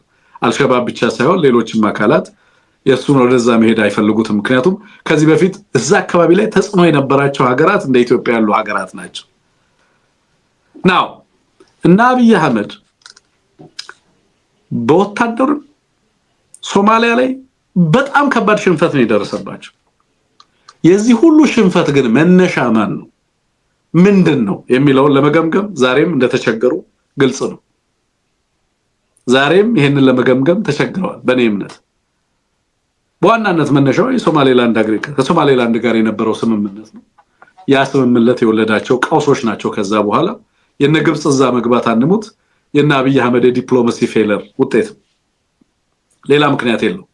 የኢትዮጵያ የደህንነት ተጋላጭነት በዋናነት ምንጩ የኢትዮጵያ የአብይ አህመድ ፖሊሲ በጎረቤት ሀገራት ላይ የሚከተለው ፖሊሲ የሀገራትን ሉዓላዊነት በተመለከተ የሚያራምደው አቋም ነው። ትላንትና ሰምታል ዩናይትድ ኔሽን ላይ ምን ሲያደርግ እንደነበር። ኢትዮጵያ በታሪክ የነበራት አቋሞች ነበሩ ዩናይትድ ኔሽን ላይ። ትላንት የወሰዳቸው ሁለት አቋሞች ኢትዮጵያን በተመለከተ አገዛዙ ምን አይነት አገዛዝ እንደሆነ ዓለም በሚገባ እንዲገነዘበው እያደረገ ነው ያለው። የገባበትን ጦርነት ለማሸነፍ ያግዙኛል የሚላቸውን ነገሮች የኢትዮጵያን ሎንግ ተርም ኢንተረስት ኮምፕሮማይዝ አድርጎ በነገራችን ላይ አሁን ላይ አብይ አህመድ የሚወስኗቸው አብዛኞቹ ውሳኔዎች የኢትዮጵያን ዘላቂ ጥቅም ታሳቢ ያደረጉ ሳይሆን ጦርነቱን ታሳቢ ያደረጉ ናቸው። ከዚህ አገዛዝ ጋር አሁን ላይ የሚደረጉ ስምምነቶች የሚወስናቸው ውሳኔዎች የኢትዮጵያን ህዝብ አቋምና ቁመና የኢትዮጵያን ዘላቂ ጥቅም ከግንዛቤ ውስጥ ያስገቡ አይደሉም። በነገራችን ላይ እንደውም ለበርካታ ሀገራት በተለይ የሚታገሉ አካላት ኢትዮጵያ ውስጥ ያሉ በርካታ የህልውና ትግል የሚያደርጉ አካላት ለበርካታ ዓለም አቀፍ ተቋማት የኢትዮጵያ መንግስት አሁን የሚወስናቸው ውሳኔዎች በዓለም አደባባይ የሚያደርጋቸው ነገሮች ሁሉ የኢትዮጵያን ህዝብ ዘላቂ ጥቅም ከግንዛቤ ውስጥ ያስገቡ አለመሆናቸው ገልጸው ለበርካታ ሀገራት መጻፍ አለበት ብዬ ነው ለማስበው ነው። they're so desperate የሚወስኗቸው ነገሮች ሁሉ የኢትዮጵያን ዘላቂ ጥቅም ታሳቢ ያደረጉ አይደሉም። አብይ አህመድ የገባበትን የጦርነት ቅርቃር እንዴት ከዚህ ጦርነት ውስጥ ወጣለሁ እንዴት በዚህ ጦርነት ውስጥ ሰፕላይ የሚያደርጉኝ ሀገራት እነማን ናቸው? ሶ ዩናይትድ ኔሽን ላይ ዩናይትድ አረብ ኤምሬት የምታቀርባቸው ማናቸውንም ነገሮች በሁለት እጁ ይደግፋል። የኢትዮጵያን ዘላቂ ጥቅም የጎረቤቶቿን ዘላቂ ጥቅም የአፍሪካን ዘላቂ ጥቅም ከማስከበር አንፃር የሚታዩ አይደሉም። በሶማሊያ ላይ የነበረው ያጋጠመው ነገር እሱ ነው። በነገራችን ላይ አሁን ዛሬ ማምሻውን የሰማነው ነገር ይሄ ኤር ዲፌንስ ሲስተም በሱዳን ድንበር ሲተክሉ ነበር። ከሱዳን ጥቃት ሊሰነዘር ይችላል የሚል የአየር ጥቃት ሊሰነዘርብን ይችላል የሚል ማለት ለአርኤስኤፍም ጥበቃ ለማድረግ ወደዛ ደረጃ ተገብቷል። ራሳቸውን ከሱዳን ጋር ለሚደረግ ጦርነት እያዘጋጁ ነው ያሉት። ከሶማሊያ ጋር ለሚደረግ ጦርነት በተመሳሳይ ሁኔታ በነገራችን ላይ ትናንትና በተለይ በምስራቅ አካባቢ ላይ ያለውን ጦራቸውን እያንቀሳቀሱ ነበር የነበረው ወደ ድንበር ማለት ነው። ከሶማሊያም እንደዚሁ ጥቃት ሊሰነዘር ይችላል፣ ከሱዳንም ጥቃት ሊሰነዘር ይችላል የሚል ግንዛቤ ተይዟል። አንሙት። በሌላ በኩል ሀገሪቱ ውስጥ ያለውን ሁኔታ ያው የምታውቀው ነው። ትግራይ ላይ ያለው ሁኔታ መሸከም ከሚቻለው በላይ ሆኗል። በነገራችን ላይ በቃ በምንም አይነት ሌላ መንገድ ልትፈታው የማትችልበት ደረጃ ላይ ማለት አሁን ትግራይ ላይ ያጋጠማት ችግር I think there is no more political solution። አሁን የፖለቲካ መፍትሄ ማስቀመጥ የሚቻልበትም ጊዜ ቢሆን አልፏል። ከፖለቲካዊ ቀውስነት ከኢኮኖሚያዊና ማህበራዊ ቀውስነት ወደ ሌላ ደረጃ ተሸጋግሯል። አንሙት። ወደ ሁማኒቴሪያን ካታስትሮፍ እየተቀየረ ነው ያለው። ሲጁ ከበባው በሌላ በምንም ነገር ልትፈታው ማትችለው ደረጃ ላይ እየደረሰ ነው ያለው። ወዴት እየወሰደን ነው? ኦህዴድ ሀገሪቷን ወዴት እየወሰዳት ነው? በዚህ መሃል ነው አዲስ አበባን ጉዳይ ይዞ የመጣው። በነገራችን ላይ ሊደበቅ ፈልጓል የኦሮሞ ህዝብ ውስጥ ገብቶ እና በ8ኛ ዓመቴ እንደ አንድ ገዳ 8 ዓመት አይደለም የአንድ ገዳ ሳይክሌን ጨርሻለሁ። ለኦሮሞ ህዝብም የሰጠው ስጦታ ይሄው አዲስ አበባን አምጥቻለሁ በህግ ነው እያለ ያለው ትላንትና። ለካቢኔውም እንደዛ አይነት መልእክት ነበር ሲያስተላልፍ የነበረው። እንኳን ደስ ያላችሁ ተብሎ በነገራችን ላይ ሆን ተብሎ በ8ኛ ዓመቱ ያ ነገር የተወሰነውም ከዛ ጋር ተያይዞ እንደዛ አይነት ሲምቦሊክ መልእክት ለማስተላለፍም እንደሆነ የታወቀ ነገር ነው። የሚገርም ነው አንሙት ያለው ነገር። በቀጠናው ላይም በሀገር ውስጥም በጣም በርካታ ቀውስ እየፈጠሩ ዛሬ ላይ ደርሰዋል። ምን ይሆናል በቀጣይ የሚለው ነገር እንግዲህ በቀጣይ አብረን የምናየው ነው። ዋናው ግን በዋናነት የህዝባችንን ምጣፈንታ የሀገርን ዕጣ ፈንታ በተመለከተ የህዝቦች የተባበረ ትግል በኢትዮጵያ ውስጥ ብቻ ለውጥ ይኖረዋል፣ ከዚህ አገዛዝ የሚመጣ ሌላ መፍትሄ ይኖራል ብሎ ተስፋ ማድረግ ያለብን ጊዜ ላይ ስላልሆነን ማለት ነው። ሰው የሚደረጉ ነገሮችን ሁሉ ማገዝ የምትችሏቸው ነገሮች ሁሉ አግዙ። በትግል ሂደት ውስጥ ባይተዋር ሆኖ ከዳር ሆኖ መመልከት የሚቻልበት ጊዜ ስላልሆነ እንደዛ ቢደረግ ጥሩ ነው። አንሙት የምታስተላልፈው መልእክት ካለ መጨረሻ ድል ልስጥህና ፕሮግራማችንን እንቋጫለን። Thank you ጨርሻለሁኝ እስካሁን ያለው በቃ ኦኬ ጨርሳል። መልካም ለነበረን ቆይታ ከልብ ነው ማመሰግነው። አድማጭ ተመልካቾቻችን መልካም ዊኬንድ ይሁንላችሁ። ነገ እናንተን ድምጽ በስልክ የምናስተናግድባቸው ማምሻውን ደግሞ ሌሎች ፕሮግራሞች ሌሎች ጉዳዮች ካሉ ወደ እናንተ ፕሮግራሞቻችን ይዘን የምንመጣበት ነው የሚሆነው። አዳዲስ ጉዳዮች የምንጠብቃቸውም አሉ። በነገራችን ላይ ከመሬት ላይ ስለ በሰበር ከደረሱን እነሱን ይዘን ለመምጣት ጥረት እናደርጋለን። ስቲከር እየገዛችሁ ሐሳብ አስተያየት እየሰጣችሁ አብራችሁን ለቆያችሁ ሐሳብ አስተያየቶቻችሁን ሁሉ ፖዚቲቭሊ አንዳንዴ ጠጠር ያለ ትችትም ቢሆን በቀናነት የምንቀበል መሆናችንን እና ትችት ለመቀበል የማንፈራ መሆናችንን በግልጽ ማስቀመጥ ያስፈልጋል። ሐሳብ አስተያየቶቻችን ቅሬታዎችም ካሉ እባካችሁ ጻፉልን፣ እንድናድግ እንድንበረታ የበለጠ ራሳችንን እንድናጎለበት የሚያግዝ ስለሆነ ማለት ነው። ስለዚህ ምንም ነገር ብትጽፉልን ደስ ይያለን የምንሰማ መሆኑን በዚህ አጋጣሚ ለመግለጽ ነው። በድጋሚ ለነበረን ቆይታ ከልብ እናመሰግናለን። መልካም ጊዜ ይሁንላችሁ።